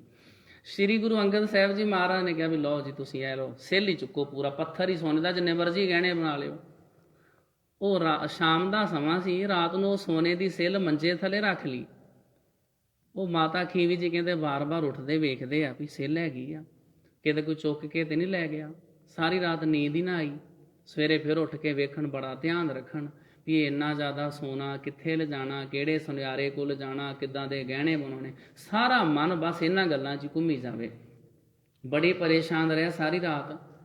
ਆ ਘਰ 'ਚ ਸੋਨਾ ਸੰਭਾਲਣਾ ਕਿਤੇ ਸੌਖਾ ਪਿਆ, ਬਾਰ-ਬਾਰ ਵੇਖਣਾ ਪੈਂਦਾ। ਉਹ ਪਤਾ ਵੀ ਇਸੇ ਡੱਬੀ 'ਚ ਪਾਇਆ, ਬਾਰ-ਬਾਰ ਡੱਬੀ ਖੋਲ ਕੇ ਵੇਖੀ ਦੀ ਵੀ ਉਹੋ ਹੀ ਆ, ਕਿਤੇ ਕਿਸੇ ਨੇ ਵਟਾ ਤੇ ਨਹੀਂ ਦਿੱਤਾ, ਕਿਧਰੇ ਗਵਾਚ ਤੇ ਨਹੀਂ ਗਿਆ। ਜਾਨ ਐਨ ਸੁੱਕਣੇ ਪਈ ਹੁੰਦੀ ਆ ਵੀ ਇੰਨੇ ਤੋਲਿਆਂ ਦਾ ਤੇ ਇੰਨੇ ਲੱਖ ਦਾ ਗਹਿਣਾ ਮੇਰੇ ਕੋਲ। ਫਿਰ ਕੁੰਡੀਆਂ ਲਾਓ, ਦਰਵਾਜ਼ੇ ਲਾਓ, ਗ੍ਰਿਲ ਪੱਕੀ ਕਰੋ, ਘਰ ਸੁੰਝਾ ਨਾ ਛੱਡ ਕੇ ਜਾਓ। ਕਿੰਨਾ ਚਿੰਤਾਵਾਂ ਪਰੇਸ਼ਾਨੀਆਂ। ਉਹ ਮਾਤਾ ਜੀ ਸਾਰੀ ਰਾਤ ਸੋਚਦੇ ਰਹੇ। ਸਵੇਰੇ ਉੱਠ ਕੇ ਬੇਨਤੀ ਕੀਤੀ ਵੀ ਸੱਚੇ ਪਾਤਸ਼ਾਹ ਜੀ ਤੁਸੀਂ ਕਿਰਪਾ ਕਰੋ, ਮੈਨੂੰ ਸਬਰ ਸੰਤੋਖ ਹੀ ਬਖਸ਼ੋ, ਮੈਨੂੰ ਸੋਨੇ ਦੀ ਸਿੱਲ ਨਹੀਂ ਚਾਹੀਦੀ। ਸਵੇਰ ਹੋਣ ਤੇ ਸ੍ਰੀ ਗੁਰੂ ਅੰਗਦ ਸਾਹਿਬ ਜੀ ਮਹਾਰਾਜ ਨੇ ਉਹ ਸੋਨੇ ਦੀ ਸਿੱਲ ਖੂਹ ਵਿੱਚ ਸਟਵਾ ਦਿੱਤੀ ਸੀ। ਉੱਥੇ ਗੁਰਦੁਆਰਾ ਸਾਹਿਬ ਬਣਿਆ ਖਡੂਰ ਸਾਹਿਬ 'ਚ, ਗੁਰਦੁਆਰਾ ਸਿੱਲ ਸਾਹਿਬ। ਸਤਿਗੁਰੂ ਜੀ ਬਖਸ਼ਿਸ਼ ਕਰਦੇ ਭਾਈ ਇਹੋ ਜਿਹੇ ਰੱਬ ਦੇ ਨਾਮ ਦੇ ਗਹਿਣੇ ਧਾਰਨ ਕਰੋ। ਹਰ ਹਰ ਹਾਰ ਕੰਠ ਹੈ ਬਨਿਆ, ਮਨ ਮੋਤੀ ਚੂਰ ਵੱਡ ਗਹਿਨ ਗਨਈਆ। ਹਰ ਹਰ ਸ਼ਰਦਾ ਸੇਜ ਵਿਛਾਈ, ਪ੍ਰਭ ਛੋੜ ਨਾ ਸਕੈ ਬਹੁਤ ਮਨ ਭਈਆ। ਕਹਿ ਪ੍ਰਭ ਅਵਰ ਅਵਰ ਕਿਛ ਕੀਜੈ, ਪ੍ਰਭੂ ਜੀ ਕੁਛ ਹੋਰ ਕਹਿੰਦੇ ਨੇ, ਅਸੀਂ ਕੁਝ ਹੋਰ ਕਰਦੇ ਹਾਂ। ਕਹਿ ਪ੍ਰਭ ਅਵਰ ਅਵਰ ਕਿਛ ਕੀਜੈ, ਸਭ ਬਾਦ ਸ਼ਿੰਗਾਰ ਫੋਕਟ ਫੋਕਟਈਆ। ਤਾਂ ਕਰਕੇ ਸਾਡਾ ਕੀਤਾ ਹੋਇਆ ਜਿਹੜਾ ਹਾਰ ਸ਼ਿੰਗਾਰ ਆ ਨਾ, ਸਾਰਾ ਵਿਅਰਥ ਅਤੇ ਫੋਕਟ ਚਲਿਆ ਜਾਂਦਾ ਹੈ। ਕੀਓ ਸ਼ਿੰਗਾਰ ਮਿਲਣ ਕੈ ਤਾਈ, ਪ੍ਰਭ ਲਿਓ ਸੁਹਾਗ ਥੂਕ ਮੁਖ ਪਈਆ। ਹਾਰ ਸ਼ਿੰਗਾਰ ਤੇ ਕੀਤਾ ਸੀ ਪ੍ਰਭੂ ਜੀ ਨੂੰ ਮਿਲਣ ਵਾਸਤੇ। ਇਸ਼ਨਾਨ ਪਾਣੀ ਕੀਤਾ, ਸੋਹਣੇ ਕੱਪੜੇ ਪਾਏ, ਕਈ ਤਰ੍ਹਾਂ ਦੇ ਧਾਰਮਿਕ ਲਿਬਾਸ ਪਾਏ, ਪਰ ਪ੍ਰਭੂ ਜੀ ਚਾਹੁੰਦੇ ਵੀ ਤੂੰ ਅੰਦਰੋਂ ਵੀ ਸਵਰੇ। ਕੀਓ ਸ਼ਿੰਗਾਰ ਮਿਲਣ ਕਹਿ ਤਾਈ। ਸੱਜਣ ਠੱਗ ਵਾਂਗੂ ਹਾਰ ਸ਼ਿੰਗਾਰ ਤੇ ਬਹੁਤ ਜ਼ਿਆਦਾ ਕੀਤਾ ਸੀ। ਗੁਰੂ ਨਾਨਕ ਸਾਹਿਬ ਜੀ ਮਹਾਰਾਜ ਨੂੰ ਨਹੀਂ ਪਸੰਦ ਆਇਆ। ਕਦੋਂ ਦਾ ਸੱਜਣ ਠੱਗ ਹੋ ਗਿਆ। ਤੁਲੰਬੇ ਪਿੰਡ ਦਾ ਰਹਿਣ ਵਾਲਾ। ਤੁਲੰਬਾ ਪਿੰਡ ਵੀ ਪਾਕਿਸਤਾਨ 'ਚ ਰਹਿ ਗਿਆ। ਅੱਜ ਤੱਕ ਉਹਦੇ ਮੂੰਹ ਤੇ ਥੁੱਕਾਂ ਹੀ ਪੈਂਦੀਆਂ। ਹਾਰ ਸ਼ਿੰਗਾਰ ਉਹ ਪੂਰਾ ਕਰਦਾ ਸੀ, ਜਿਉਂ ਮਾਲਾ ਫੇਰਨ ਲੱਗਦਾ ਸੀ। ਕੀਓ ਸ਼ਿੰਗਾਰ ਮਿਲਣ ਕਹਿ ਤਾਈ। ਪ੍ਰਭ ਕੀਓ ਸੁਹਾਗਨ ਥੂਕ ਮੁਖ ਪਈਆ। ਜਿਹੜੀਆਂ ਗੁਰੂ ਦੇ ਗਿਆਨ 'ਚ ਭਿੱਜੀਆਂ ਸੀ, ਉਹਨਾਂ ਨੂੰ ਤੇ ਵਾਹਿਗੁਰੂ ਜੀ ਨੇ ਆਪਣੀ ਛਾਤੀ ਨਾਲ ਲਾ ਲਿਆ। ਤੇ ਜਿਹੜੀ ਇਹ ਬਾਹਰੋਂ ਹੀ ਸ਼ੌ ਸੁਹਾਗਣ ਬਣੀ ਫਿਰਦੀ ਸੀ ਨਾ, ਇਹਦੇ ਮੂੰਹ ਦੇ ਉੱਤੇ ਥੁੱਕਾਂ ਹੀ ਪਈਆਂ। ਸ਼ੌ ਸੁਹਾਗਣ ਦੀ ਅਲੱਗ ਤੋਂ ਸਾਖੀ ਆ। ਉਹ ਬੰਦਾ ਹੋ ਕੇ ਜਨਾਨੀਆਂ ਵਾਲੇ ਕੱਪੜੇ ਪਾ ਕੇ ਭੋਰੇ 'ਚ ਵੜਿਆ ਸੀ। ਕਹਿੰਦਾ ਨਾ, ਮੈਂ ਨਾ ਅਕਾਲ ਪੁਰਖ ਵਾਹਿਗੁਰੂ ਪਰਮਾਤਮਾ ਦੀ ਪਤਨੀ ਆ। ਇਹੋ ਜਿਹੇ ਵੀ ਦੰਭੀ ਪਖੰਡੀ ਹੈਗੇ, ਉਹ ਹੈਗੇ ਬੰਦੇ ਆ, ਉਹ ਹੱਥਾਂ 'ਚ ਚੂੜਾ ਪਾਈ ਫਿਰਦੇ ਆ। ਮੈਂ ਜੀ ਰੱਬ ਜੀ ਦੀ ਪਤਨੀ ਆ। ਤੇ ਲੋਕੀ ਉਹਨਾਂ ਨੂੰ ਮੱਥਾ ਟੇਕਦੇ, ਪੀਰ ਜੀ, ਇਹ ਪੀਰਾਂ ਦੀ ਮੌਜ ਆ। ਉਹ ਇਕੱਠੀਆਂ 8-10 ਸਿਗਰਟਾਂ ਇਕੱਠੀਆਂ ਪੀਂਦੇ, ਇਹ ਨਾ ਪੀਰ ਆ। ਉਹੋ ਜਿਹੇ ਲੋਕੀ ਮੂਰਖ ਨੇ। ਉਹ ਸ਼ੌ ਸੁਹਾਗਣ ਦਾ ਗੁਰੂ ਨਾਨਕ ਸਾਹਿਬ ਜੀ ਮਹਾਰਾਜ ਨੇ ਪਾ ਜੋ ਘੇੜਿਆ। ਇਹੋ ਜਿਹਿਆਂ ਦੇ ਮੂੰਹ ਦੇ ਉੱਤੇ ਥੁੱਕਾਂ ਹੀ ਪੈਂਦੀਆਂ ਹਨ, ਜਿਹੜੇ ਸਾਰਾ ਹਾਰ ਸ਼ਿੰਗਾਰ ਬਾਹਰੋਂ ਕਰਦੇ ਰਹਿਣ ਤੇ ਅੰਦਰੋਂ ਹਾਰ ਸ਼ਿੰਗਾਰ ਨਾ ਕਰਨ, ਅੰਦਰੋਂ ਆਪਣੇ ਆਪ ਨੂੰ ਚੰਗਾ ਨਾ ਬਣਾਉਣ। ਹਮ ਚੇਰੀ ਤੂੰ ਗਮ ਗੁਸਾਈ। ਕਿਆ ਹਮ ਕਰੈ ਤੇਰੇ ਵਸ ਪਈਆ। ਅਸੀਂ ਤੇ ਵਾਹਿਗੁਰੂ ਜੀ ਤੁਹਾਡੀਆਂ ਚੇਰੀਆਂ ਹਾਂ, ਤੁਹਾਡੀਆਂ ਸੇਵਕਾਂ ਹਾਂ, ਤੁਹਾਡੀਆਂ ਨੌਕਰਾਣੀਆਂ ਹਾਂ, ਤੁਹਾਡੀਆਂ ਦਾਸੀਆਂ ਹਾਂ। ਤੁਸੀਂ ਅਗੰਮ ਹੋ, ਤੁਸੀਂ ਸਾਡੇ ਮਾਲਕ ਹੋ। ਅਸੀਂ ਕੀ ਕਰ ਸਕਨੇ ਆ? ਅਸੀਂ ਵਾਹਿਗੁਰੂ ਜੀ ਤੁਹਾਡੇ ਵਸ ਵਿੱਚ ਪਏ ਹੋਏ ਆ। ਜਿਵੇਂ ਜਿਹੜੀ ਦਾਸੀ ਨੌਕਰਾਣੀ ਹੁੰਦੀ ਆ, ਉਹ ਆਪਣੀ ਮਾਲਕ ਦੀ ਮਰਜ਼ੀ ਅਨੁਸਾਰ ਚੱਲਦੀ ਆ। ਅਸੀਂ ਵਾਹਿਗੁਰੂ ਜੀ ਤੁਹਾਡੀਆਂ ਨੌਕਰਾਣੀਆਂ, ਤੁਹਾਡੀਆਂ ਸੇਵਕਾਂ ਹਾਂ ਤੁਹਾਡੇ, ਤੇ ਤੁਹਾਡੇ ਹੁਕਮ ਵਿੱਚ ਹੀ ਅਸੀਂ ਚੱਲਦੇ ਹਾਂ। ਅਸੀਂ ਆਪਣੀ ਮਰਜ਼ੀ ਥੋੜ੍ਹੀ ਕਰ ਸਕਦੇ ਹਾਂ। ਕਿਆ ਹਮ ਕਰੇ ਤੇਰੇ ਵਸ ਪਈਆ। ਦਇਆ ਦੀਨ ਕਰੋ ਰੱਖ ਲੇਵੋ। ਸਾਡੇ ਤੇ ਜੀ ਦਇਆ ਕਰੋ, ਸਾਨੂੰ ਤੁਸੀਂ ਆਪ ਸਵਾਰੋ, ਸ਼ਿੰਗਾਰੋ, ਸਾਡੀ ਰੱਖਿਆ ਕਰੋ। ਨਾਨਕ ਹਰ ਗੁਰ ਸ਼ਰਨ ਸਮਈਆ। ਤੁਹਾਡੀ ਵਾਹਿਗੁਰੂ ਜੀ ਸ਼ਰਨ ਦੇ ਵਿੱਚ ਅਸੀਂ ਸਮਾ ਜਾਈਏ। ਅਸੀਂ ਲਿਬੜੇ ਤਿਬੜੇ, ਜਿਵੇਂ ਦੇਵੀਆਂ ਵਿਕਾਰਾਂ ਨਾਲ ਭਰੇ ਹੋਏ, ਜਿਵੇਂ ਲਿਬੜੇ ਹੋਏ ਬੱਚੇ ਨੂੰ ਮਾਤਾ ਆਪ ਹੀ ਸਵਾਰ ਕੇ ਆਪਣੀ ਛਾਤੀ ਨਾਲ ਲਾ ਲੈਂਦੀ, ਉਹਦਾ ਮਿੱਟੀ ਘੱਟਾ ਝਾੜ ਦਿੰਦੀ ਆ। ਇਸੇ ਤਰ੍ਹਾਂ ਵਾਹਿਗੁਰੂ ਜੀ ਸਾਨੂੰ ਵੀ ਸਾਡੇ ਔਗਣ ਤੁਸੀਂ ਦੂਰ ਕਰਕੇ ਸਾਨੂੰ ਆਪਣੇ ਵਿੱਚ ਏਕਮਿਕ ਕਰ ਲਓ। ਵਾਹਿਗੁਰੂ ਜੀ ਕਾ ਖਾਲਸਾ, ਵਾਹਿਗੁਰੂ ਜੀ ਕੀ ਫਤਿਹ। ਰਾਮ ਕਲੀ ਮਹੱਲਾ ਤੀਜਾ। ਆਨੰਦ। ਇੱਕ ਓੰਕਾਰ ਸਤਿਗੁਰ ਪ੍ਰਸਾਦ। ਆਨੰਦ ਪਿਆ ਮੇਰੀ ਮਾਏ। ਸਤਿਗੁਰੂ ਸਤਿਗੁਰ ਤਾਂ ਪਾਇਆ ਸਹਿਜ ਸੇਤੀ ਮਨ ਵਜੀਆਂ। ਰਾਗ ਰਤਨ ਪਰਵਾਰ ਪਰੀਆਂ ਸ਼ਬਦ। ਸ਼ਬਦੋ ਤਾਂ ਗਾਵੋ ਹਰੀ ਕੇਰਾ ਮਨ ਜਿਨੀ। ਕਹਿ ਨਾਨਕ ਆਨੰਦ ਹੋਆ ਸਤਿਗੁਰੂ ਮੈਂ। ਏ ਮਨ ਮੇਰਿਆ ਤੂੰ ਸਦਾ ਰਹੋ ਹਰ। ਹਰ ਨਾਲ ਰਹੋ ਤੂੰ ਮਨ ਮੇਰੇ ਦੁਖ ਸਭ। ਅੰਗੀਕਾਰ ਉਹ ਕਰੇ ਤੇਰਾ ਕਾਰਜ ਸਭ। ਸਭਨਾ ਗੱਲਾਂ ਸਮਰੱਥ ਸੁਆਮੀ ਸੋ ਕਿਉ ਮਨੁ। ਕਹਿ ਨਾਨਕ ਮਨ ਮੇਰੇ ਸਦਾ ਰਹੋ ਹਰ। ਸਾਚੇ ਸਾਹਿਬਾ ਕਿਆ ਨਹੀਂ ਘਰ। ਘਰ ਤਾਂ ਤੇਰੇ ਸਭ ਕਿਛ ਹੈ ਜਿਸ ਦੇਹ ਸੋ। ਸਦਾ ਸਿਫਤ ਸਲਾਹਾ ਤੇਰੀ ਨਾਮ ਮਨ। ਨਾਮ ਜਿਨ ਕੈ ਮਨ ਵਸਿਆ ਵਾਜੇ ਸ਼ਬਦ। ਕਹਿ ਨਾਨਕ ਸੱਚੇ ਸਾਹਿਬ ਕਿਆ ਨਹੀਂ ਘਰ ਤੇਰੇ। ਸਾਚਾ ਨਾਮ ਮੇਰਾ ਸਾਚ ਨਾਮ ਆਧਾਰ ਮੇਰਾ। ਜਿਨ ਭੁੱਖਾਂ ਸਭ ਕਰ ਸ਼ਾਂਤ ਸੁਖ ਮਨ ਆਏ ਵਸਿਆ। ਜਿਨ ਇੱਛਾ ਸਭ ਸਦਾ ਕੁਰਬਾਨ ਕੀਤਾ। ਗੁਰੂ ਵਿਟੋਂ ਜਿਸ ਦੀਆਂ ਇਹ ਵਡਿਆਈਆਂ। ਕਹਿ ਨਾਨਕ ਸੁਣੋ ਸੰਤੋ ਸ਼ਬਦ ਧਰੋ ਪਿਆਰੋ ਸਾਚਾ। ਵਾਜੇ ਪੰਚ ਸ਼ਬਦ ਤਿਤ ਘਰ ਸੁਭਾਗੈ। ਘਰ ਸੁਭਾਗੈ ਸ਼ਬਦ ਵਾਜੇ ਕਲਾ ਜਿਤ ਘਰ। ਪੰਚ ਦੂਤ ਤੁਧ ਵਸ ਕੀਤੇ ਕਾਲ ਕੰਟਕ। ਤੁਰ ਕਰਮ ਪਾਇਆ ਤੁਧ ਜਿਨ ਕੋ ਸੇ ਨਾਮ ਹਰ ਕੈ। ਕਹਿ ਨਾਨਕ ਤਹਿ ਸੁਖ ਹੋਆ ਤਿਤ ਘਰ ਅਨਹਦ ਆਨੰਦ ਸੁਣੋ ਵੱਡ ਭਾਗਿਓ ਸਗਲ ਮਨੋਰਥ ਪਾਰ ਬ੍ਰਹਮ ਪ੍ਰਭ ਪਾਇਆ ਉਤਰੇ ਸਗਲ ਦੁਖ ਰੋਗ ਸੰਤਾਪ ਉਤਰੇ ਸੁਣੀ ਸੱਚੀ ਸੰਤ ਸਾਜਨ ਭਏ ਸਰਸੇ ਪੂਰੇ ਗੁਰ ਤੇ ਸੁਣਤੇ ਪੁਨੀਤ ਕਹਤੇ ਪਵਿੱਤ ਸਤ ਗੁਰ ਰਹਿਆ ਬਿਨਵੰਤ ਨਾਨਕ ਗੁਰ ਚਰਨ ਲਾਗੇ ਵਾਜੇ ਅਨਹਦ ਤੂਰੇ ਸੁਣਤੇ ਪੁਨੀਤ ਕਹਤੇ ਸਤ ਗੁਰ ਰਹਿਆ ਭਰਪੂਰ ਬਿਨਵੰਤ ਨਾਨਕ ਗੁਰ ਚਰਨ ਲਾਗੇ ਵਾਜੇ ਅਨਹਦ ਤੂਰੇ। ਵਾਹਿਗੁਰੂ ਜੀ ਕਾ ਖਾਲਸਾ ਵਾਹਿਗੁਰੂ ਜੀ ਕੀ ਫਤਿਹ। ਤੂੰ ਠਾਕੁਰ ਤੂੰ ਜੀਓ ਪਿੰਡ ਸਭ ਤੇਰੀ ਰਾਹ ਤੁਮ ਮਾਤ ਪਿਤਾ ਹਮ ਤੁਮਰੀ ਕਿਰਪਾ ਮਹਿ ਸੁਖ ਕਨੇਰ ਕੋਈ ਨਾ ਜਾਣੇ ਊਚੇ ਤੇ ਊਚਾ ਭਗਵੰਤ ਸਗਲ ਸਮਗਰੀ ਤੁਮਰੈ ਤੁਮ ਤੇ ਹੋਏ ਸੋ ਤੁਮਰੀ ਗਤ ਮਿਤ ਨਾਨਕ ਦਾਸ। ਬੋਲੋ ਜੀ ਵਾਹਿਗੁਰੂ। ਅਰਦਾਸ ਏਕ ਓੰਕਾਰ ਸ੍ਰੀ ਵਾਹਿਗੁਰੂ ਜੀ ਕੀ ਫਤਿਹ। ਸ੍ਰੀ ਭਗਉਤੀ ਜੀ ਸਹਾਇ। ਵਾਰ ਸ੍ਰੀ ਭਗਉਤੀ ਜੀ ਕੀ ਪਾਤਸ਼ਾਹੀ ਦਸਵੀਂ। ਪ੍ਰਥਮ ਭਗਉਤੀ ਸਿਮਰ ਕੈ ਗੁਰੂ ਨਾਨਕ ਲਈ ਤੇ ਆਏ। ਫਿਰ ਅੰਗਦ ਗੁਰ ਤੇ ਅਮਰਦਾਸ ਰਾਮਦਾਸੇ ਹੋਈ ਸਹਾਇ। ਅਰਜਨ ਹਰ ਗੋਬਿੰਦਨੋ ਸਿਮਰੋ ਸ੍ਰੀ ਹਰਿ ਰਾਏ। ਸ੍ਰੀ ਹਰਿ ਕ੍ਰਿਸ਼ਨ ਤੇ ਆਈਐ ਜਿਸ ਡਿਠੇ ਸਭ ਦੁੱਖ ਜਾਏ। ਤੇਗ ਬਹਾਦਰ ਸਿਮਰਿਐ ਘਰ ਨੌ ਨਿਧ ਆਵੇ ਧਾਏ। ਸਭ ਥਾਈ ਹੋਏ ਸਹਾਏ। ਦਸਵਾਂ ਪਾਤਸ਼ਾਹ ਗੁਰੂ ਗੋਬਿੰਦ ਸਿੰਘ ਸਾਹਿਬ ਜੀ ਸਭ ਥਾਈ ਹੋਏ ਸਹਾਏ। ਦਸਾਂ ਪਾਤਸ਼ਾਹੀਆਂ ਦੀ ਜੋਤ ਸ੍ਰੀ ਗੁਰੂ ਗ੍ਰੰਥ ਸਾਹਿਬ ਜੀ ਦੇ ਪਾਠ ਦੀਦਾਰ ਦਾ ਧਿਆਨ ਧਰ ਕੇ ਬੋਲੋ ਜੀ। ਪੰਜਾਂ ਪਿਆਰਿਆਂ ਚੌਹਾਂ ਸਾਹਿਬਜ਼ਾਦਿਆਂ 40 ਮੁਕਤਿਆਂ ਹੱਠੀਆਂ ਜਪੀਆਂ ਤਪੀਆਂ ਜਿਨ੍ਹਾਂ ਨਾਮ ਜਪਿਆ ਵੰਡ ਕੇ ਛਕਿਆ ਦੇਗ ਚਲਾਈ ਤੇਗ ਵਾਹੀ ਦੇਖ ਕੇ ਅੰਡਿਠ ਕੀਤਾ। ਤਿੰਨਾਂ ਪਿਆਰਿਆਂ ਸਚਿਆਰਿਆਂ ਦੀ ਕਮਾਈ ਦਾ ਧਿਆਨ ਧਰ ਕੇ ਖਾਲਸਾ ਜੀ ਬੋਲੋ ਜੀ।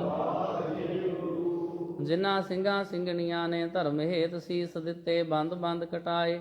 ਖੋਪਰੀਆਂ ਲੁਹਾਈਆਂ ਚਰਖੜੀਆਂ ਤੇ ਚੜੇ ਆਰਿਆਂ ਨਾਲ ਚੀਰੇ ਗਏ। ਗੁਰਦੁਆਰਿਆਂ ਦੀ ਸੇਵਾ ਲਈ ਕੁਰਬਾਨੀਆਂ ਕੀਤੀਆਂ ਧਰਮ ਨਹੀਂ ਹਾਰਿਆ। ਸਿੱਖੀ ਕੇਸਾਂ ਸਵਾਸਾਂ ਸੰਗ ਨਿਭਾਹੀ ਤਿਨਾਂ ਦੀ ਕਮਾਈ ਦਾ ਧਿਆਨ ਧਰ ਕੇ ਖਾਲਸਾ ਜੀ ਬੋਲੋ ਜੀ। ਪੰਜਾਂ ਤਖਤਾਂ ਸਰਬੱਤ ਗੁਰਦੁਆਰਿਆਂ ਦਾ ਧਿਆਨ ਧਰ ਕੇ ਬੋਲੋ ਜੀ। ਪ੍ਰਥਮੈ ਸਰਬੱਤ ਖਾਲਸਾ ਜੀ ਕੀ ਅਰਦਾਸ ਹੈ ਜੀ। ਸਰਬੱਤ ਖਾਲਸਾ ਜੀ ਕੋ ਵਾਹਿਗੁਰੂ ਵਾਹਿਗੁਰੂ ਵਾਹਿਗੁਰੂ ਚੇਤਾਵੇ। ਚੇਤਾਵਨ ਕਾ ਸਦਕਾ ਸਰਬ ਸੁਖ ਹੋਵੇ। ਜਹਾਂ ਜਹਾਂ ਖਾਲਸਾ ਜੀ ਸਾਹਿਬ ਤਹਾਂ ਤਹਾਂ ਰਸ਼ਿਆ ਰਿਆਇਤ। ਦੇਗ ਤੇਗ ਫਤਿਹ ਬਿਰਧ ਕੀ ਪੈਜ ਪੰਥ ਕੀ ਜੀਤ। ਸ੍ਰੀ ਸਾਹਿਬ ਜੀ ਸਹਾਇ ਖਾਲਸੇ ਜੀ ਕੇ ਬੋਲ ਬਾਲੇ ਬੋਲੋ ਜੀ। ਸਿੱਖਾਂ ਨੂੰ ਸਿੱਖੀ ਦਾਨ ਕੇਸ ਦਾਨ ਰਹਿਤ ਦਾਨ ਵਿਵੇਕ ਦਾਨ ਵਿਸਾਹ ਦਾਨ ਭਰੋਸਾ ਦਾਨ ਦਾਨਾ ਸਿਰਦਾਨ ਨਾਮਦਾਨ। ਸ੍ਰੀ ਅੰਮ੍ਰਿਤਸਰ ਜੀ ਦੇ ਇਸ਼ਨਾਨ ਚੌਂਕੀਆਂ ਝੰਡੇ ਬੁੰਗੇ ਜੁਗੋ ਜੁਗ ਟਲ ਧਰਮ ਕਾ ਜੈਕਾਰ। ਖਾਲਸਾ ਜੀ ਸਾਹਿਬ ਬੋਲੋ ਜੀ। ਸਿੱਖਾਂ ਦਾ ਮਨ ਨੀਵਾਂ ਮਤ ਉੱਚੀ ਮਤ ਦਾ ਰਾਖਾ ਆਪ ਵਾਹਿਗੁਰੂ। ਹੇ ਅਕਾਲ ਪੁਰਖ ਆਪਣੇ ਪੰਥ ਦੇ ਸਦਾ ਸਹਾਈ ਦਾਤਾਰ ਜੀਓ। ਸ੍ਰੀ ਨਨਕਾਣਾ ਸਾਹਿਬ ਤੇ ਹੋਰ ਗੁਰਦੁਆਰਿਆਂ ਗੁਰਧਾਮਾਂ ਦੇ ਜਿਨ੍ਹਾਂ ਤੋਂ ਪੰਥ ਨੂੰ ਵਿਛੋੜਿਆ ਗਿਆ ਹੈ ਖੁੱਲੇ ਦਰਸ਼ਨ ਦੀਦਾਰ ਤੇ ਸੇਵਾ ਸੰਭਾਲ ਦਾ ਦਾਨ ਖਾਲਸਾ ਜੀ ਨੂੰ ਬਖਸ਼ੋ। ਹੇ ਨਿਮਾਣਿਆਂ ਦੇ ਮਾਣ ਦੇ ਤਾਣਿਆਂ ਦੇ ਤਾਣ ਦੇ ਓਟਿਆਂ ਦੀ ਓਟ ਸੱਚੇ ਪਿਤਾ ਵਾਹਿਗੁਰੂ ਧੰਨ ਧੰਨ ਸਤਿਗੁਰੂ ਸ੍ਰੀ ਗੁਰੂ ਹਰਗੋਬਿੰਦ ਸਾਹਿਬ ਜੀ ਮਹਾਰਾਜ। ਆਪ ਜੀ ਦੇ ਪਾਵਨ ਪਵਿੱਤਰ ਅਸਥਾਨ ਗੁਰਦੁਆਰਾ ਸ੍ਰੀ ਚਰਨ ਕਮਲ ਸਾਹਿਬ ਜੀ ਵਿਖੇ ਧੰਨ ਧੰਨ ਸਤਿਗੁਰੂ ਸ੍ਰੀ ਗੁਰੂ ਗ੍ਰੰਥ ਸਾਹਿਬ ਜੀ ਮਹਾਰਾਜ ਆਪ ਜੀ ਦੇ ਹਜ਼ੂਰ ਅੰਮ੍ਰਿਤ ਵੇਲੇ ਤੋਂ ਸਜੇ ਹੋਏ ਦੀਵਾਨਾਂ ਵਿੱਚ ਅੰਮ੍ਰਿਤ ਬਾਣੀ ਦੇ ਪਾਠ, ਆਸਾ ਜੀ ਦੀ ਵਾਰ ਦੇ ਕੀਰਤਨ, ਪਾਵਨ ਹੁਕਮਨਾਮਾ ਸਾਹਿਬ ਜੀ ਦੀਆਂ ਵਿਚਾਰਾਂ ਕਰਦਿਆਂ ਹਜ਼ੂਰੀ ਅੰਦਰ ਵਿਚਰਦਿਆਂ ਹੋਈਆਂ ਭੁੱਲਾਂ ਗਲਤੀਆਂ ਦੀ ਮਾਫੀ ਬਖਸ਼ਣੀ ਜੀ। ਅੱਗੇ ਤੋਂ ਸ਼ੁੱਧ ਸਪਸ਼ਟ ਸੇਵਾ ਕਰਨ, ਬਾਣੀ ਪੜ੍ਹਨ ਵਿਚਾਰਨ ਦੇ ਬਲ ਉਦਮ ਬਖਸ਼ਿਸ਼ ਕਰਨੇ। ਸਰਦਾਰ ਪ੍ਰਦੀਪ ਸਿੰਘ son of ਸਰਦਾਰ ਮੋਹਨ ਸਿੰਘ ਜੀ ਦੀ ਆਤਮਿਕ ਸ਼ਾਂਤੀ ਲਈ ਅਰਦਾਸ ਬੇਨਤੀ ਕਰਦੇ ਹਨ। ਕਿਰਪਾ ਕਰਨੀ ਸਤਿਗੁਰ ਸੱਚੇ ਪਾਤਸ਼ਾਹ ਜੀ। ਸੇਵਕਾਂ ਦੇ ਸਿਰ ਤੇ ਮਿਹਰ ਭਰਿਆ ਹੱਥ ਰੱਖਣਾ ਜੀ। ਵਿਛੜੀ ਆਤਮਾ ਨੂੰ ਸਦੀਵੀ ਕਾਲ ਵਾਸਤੇ ਆਪਣੇ ਚਰਨਾਂ 'ਚ ਨਿਵਾਸ ਬਖਸ਼ਣਾ। ਸੇਵਕ ਪਰਿਵਾਰ ਨੂੰ ਭਾਣਾ ਮੰਨਣ ਦਾ ਬਲ ਉਦਮ ਬਖਸ਼ਿਸ਼ ਕਰਨਾ। ਘਰ ਪਰਿਵਾਰ ਵਿੱਚ ਸੁੱਖ ਸ਼ਾਂਤੀ ਵਰਤਾਉਣੀ ਜੀ। ਆਪ ਜੀ ਦੁਆਰਾ ਬਖਸ਼ਿਸ਼ ਕੀਤੀਆਂ ਹੋਈਆਂ ਦਾਤਾਂ ਵਿੱਚੋਂ ਸੇਵਕਾਂ ਵੱਲੋਂ ਆਪ ਜੀ ਨੂੰ ਪੁਸ਼ਾਕੇ ਭੇਟ ਕੀਤੇ ਗਏ ਹਨ। ਜਥਾ ਸ਼ਕਤ ਮਾਇਆ ਅਤੇ ਕੜਾਹ ਪ੍ਰਸ਼ਾਦ ਦੀਆਂ ਦੇਗਾਂ ਹਾਜ਼ਰ ਹਨ। ਦਰ 'ਤੇ ਪ੍ਰਵਾਨ ਕਰਨੀਆਂ ਜੀ। ਪ੍ਰਵਾਨ ਹੋਏ ਪ੍ਰਸ਼ਾਦ ਸੰਗਤਾਂ ਵਿੱਚ ਵਰਤਾਉਣ ਦੀ ਆਗਿਆ ਬਖਸ਼ਣੀ। ਜਿਨ੍ਹਾਂ ਖਜ਼ਾਨਿਆਂ 'ਚੋਂ ਮਾਇਆ ਰਸਦਾਂ ਬਸਦਾਂ ਆਈਆਂ, ਸੋ ਖਜ਼ਾਨੇ ਭਰਪੂਰ ਕਰਨੇ। ਸੇਵਕਾਂ ਦੀਆਂ ਸ਼ੁਭ ਮਨੋਕਾਮਨਾਵਾਂ ਸੰਪੂਰਨ ਕਰਨੀਆਂ। ਸਮੂਹ ਸੰਗਤਾਂ ਦੇ ਸਿਰ ਤੇ ਮਿਹਰ ਭਰਿਆ ਹੱਥ ਰੱਖਣਾ ਜੀ। ਘਰ ਪਰਿਵਾਰਾਂ ਵਿੱਚ ਸੁੱਖ ਸ਼ਾਂਤੀ ਵਰਤਾਉਣੀ। ਆਪਣੇ ਚਰਨਾਂ ਦਾ ਪਿਆਰ ਬਖਸ਼ਣਾ ਜੀ। ਇਲਾਹੀ ਫੁਰਮਾਨ ਬਖਸ਼ਿਸ਼ ਕਰਕੇ ਸੰਗਤਾਂ ਨੂੰ ਨਿਹਾਲ ਕਰੋ ਜੀ। ਅੱਖਰ ਵਾਧਾ ਘਾਟਾ ਭੁੱਲ ਚੁੱਕ ਮਾਫ ਕਰਨੀ। ਸਰਬੱਤ ਦੇ ਕਾਰਜ ਰਾਸ ਕਰਨੇ। ਸਹੀ ਪਿਆਰੇ ਮੇਲ ਜਿਨ੍ਹਾਂ ਮਿਲਿਆ ਤੇਰਾ ਨਾਮ ਚਿਤ ਆਵੇ। ਨਾਨਕ ਨਾਮ ਚੜ੍ਹਦੀ ਕਲਾ ਤੇਰੇ ਭਾਣੇ ਸਰਬੱਤ ਦਾ ਭਲਾ।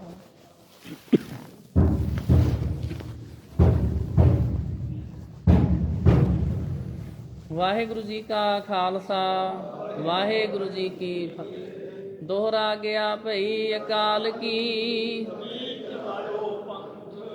ਸਭ ਸਿੱਖਨ ਕੋ ਹੁਕਮ ਹੈ। ਗੁਰੂ ਗ੍ਰੰਥ ਜੀ ਮਾਨਿਓ, ਜੋ ਪ੍ਰਭ ਕੋ ਮਿਲ ਬੋਚ ਹੈ। ਰਾਜ ਕਰੇਗਾ ਖਾਲਸਾ,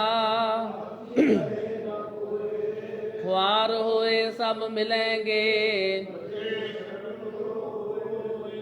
ਬੋਲੇ ਸੋ ਨਿਹਾਲ। ਵਾਹਿਗੁਰੂ ਜੀ ਕਾ ਖਾਲਸਾ ਵਾਹਿਗੁਰੂ ਜੀ ਕੀ ਫਤਿਹ।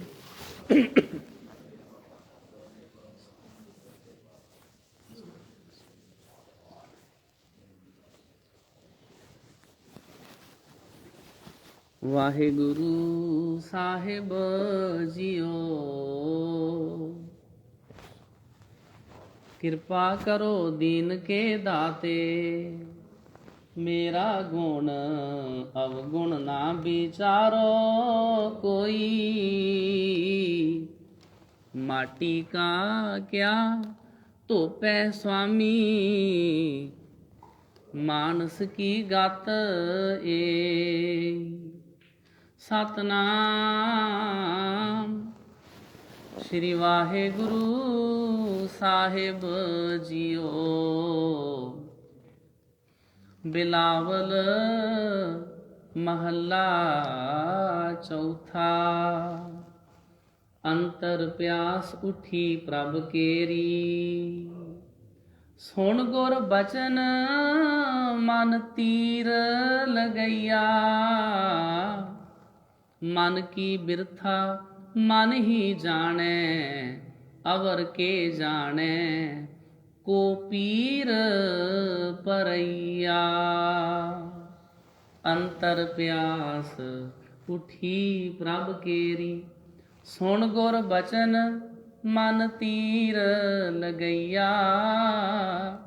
ਮਨ ਕੀ ਬਿਰਥਾ ਮਨ ਹੀ ਜਾਣੈ। ਅਵਰ ਕੇ ਜਾਣੈ ਕੋ ਪੀਰ ਪਰਈਆ। ਰਾਮ ਗੁਰ ਮੋਹਨ ਮੋਹਿ ਮਨ ਲਈਆ।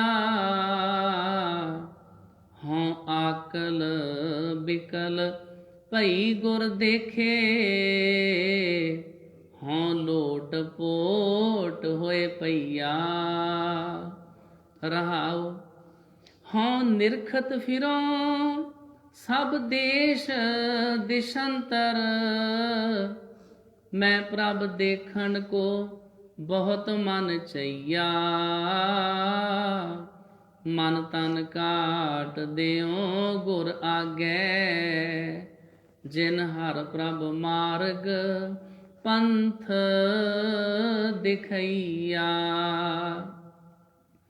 ਕੋਈ ਆਣ ਸੰਦੇਸਾ ਦੇ ਪ੍ਰਭ ਕੇਰਾ।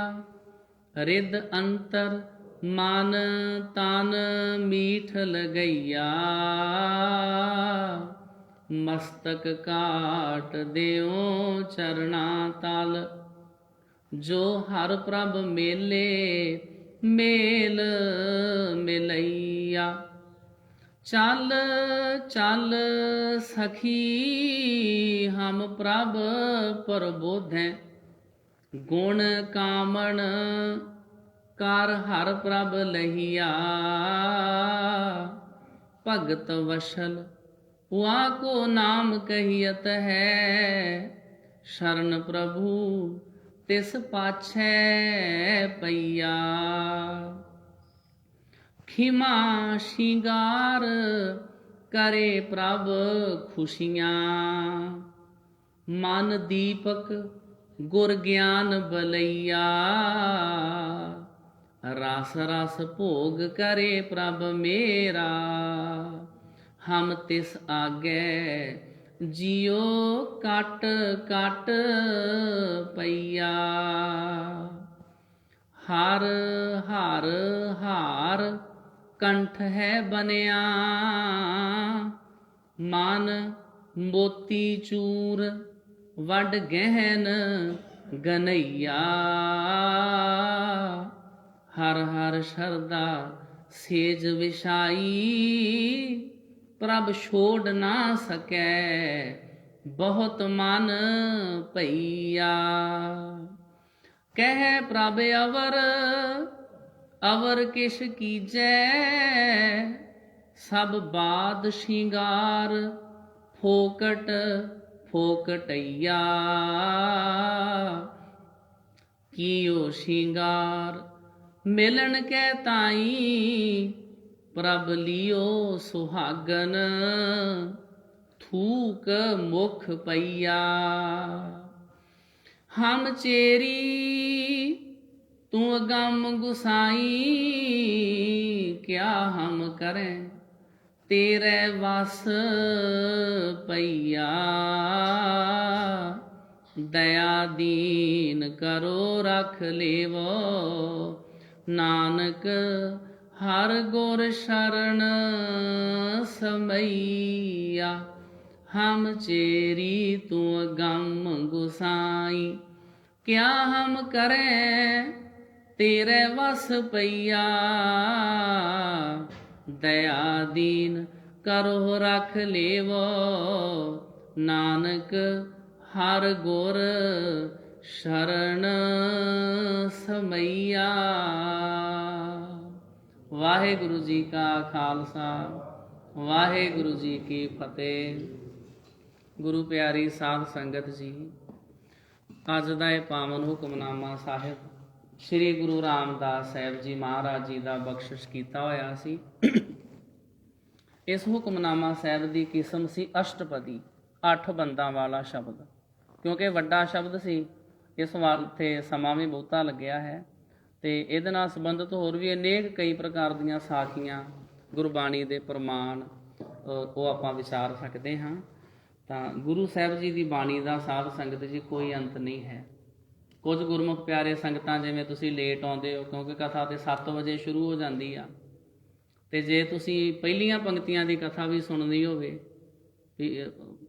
ਜਦੋਂ ਗੁਰੂ ਸਾਹਿਬ ਜੀ ਦਾ ਇਹ ਹੁਕਮਨਾਮਾ ਸਾਹਿਬ ਜਿੱਥੋਂ ਆਰੰਭ ਹੁੰਦਾ ਹੈ, ਅੰਤਰ ਪਿਆਸ ਉੱਠੀ ਪ੍ਰਭ ਕੇਰੀ, ਇਤਿਆਦਿਕ ਜਿਹੜਾ ਪਹਿਲੇ ਵਾਲਾ ਹਿੱਸਾ, ਕਿਉਂਕਿ ਟੋਟਲ 8 ਬੰਦ ਨੇ। ਸਾਰੀ ਕਥਾ ਸੁਣਨੀ ਹੋਵੇ ਤੇ ਆ ਹੁਣੇ 15-20 ਮਿੰਟਾਂ ਤੱਕ ਇਹ ਸਾਰੀ ਕਥਾ ਅੱਜ ਦੀ ਜੋ ਹੈ, ਇਹ ਮੈਂ YouTube ਦਾ ਜਿਹੜਾ ਚੈਨਲ ਆ ਬਗੀਚਾ ਸਿੰਘ ਚੰਡੀਗੜ੍ਹ, ਉਹਦੇ ਤੇ ਮੈਂ ਅਪਲੋਡ ਕਰ ਦਾਂਗਾ। ਐਜ਼ ਏ ਰਿਵੀਜ਼ਨ ਦੇ ਤੌਰ ਤੇ ਕੋਈ ਅਰਥ ਸਮਝਣੇ ਹੋਣ ਤੇ ਤੁਸੀਂ ਇਹਨੂੰ ਦੁਬਾਰਾ ਫਿਰ ਸਰਵਣ ਕਰ ਸਕਦੇ ਹੋ। ਗੁਰੂ ਸਾਹਿਬ ਜੀ ਦੀ ਬਾਣੀ ਬਹੁਤ ਸਾਧ ਸੰਗਤ ਜੀ ਅਗਾਧ ਬੋਧ ਹੈ। ਇਹਦੇ ਵਾਸਤੇ ਸਾਨੂੰ ਐਕਸਟਰਾ ਟਾਈਮ ਲਾਉਣਾ ਪੈਂਦਾ, ਵੱਧ ਸਮਾਂ ਲਾਉਣਾ ਪੈਂਦਾ ਗੁਰੂ ਸਾਹਿਬ ਜੀ ਦੀ ਬਾਣੀ, ਤਾਂ ਜਾ ਕੇ ਕਿਧਰੇ ਥੋੜ੍ਹੀ ਬਹੁਤੀ ਸਾਡੀ ਸਮਝ ਦੇ ਵਿੱਚ ਆਉਂਦੀ ਹੈ। ਸਤਿਨਾਮ ਵਾਹਿਗੁਰੂ, ਸਤਿਨਾਮ ਵਾਹਿਗੁਰੂ।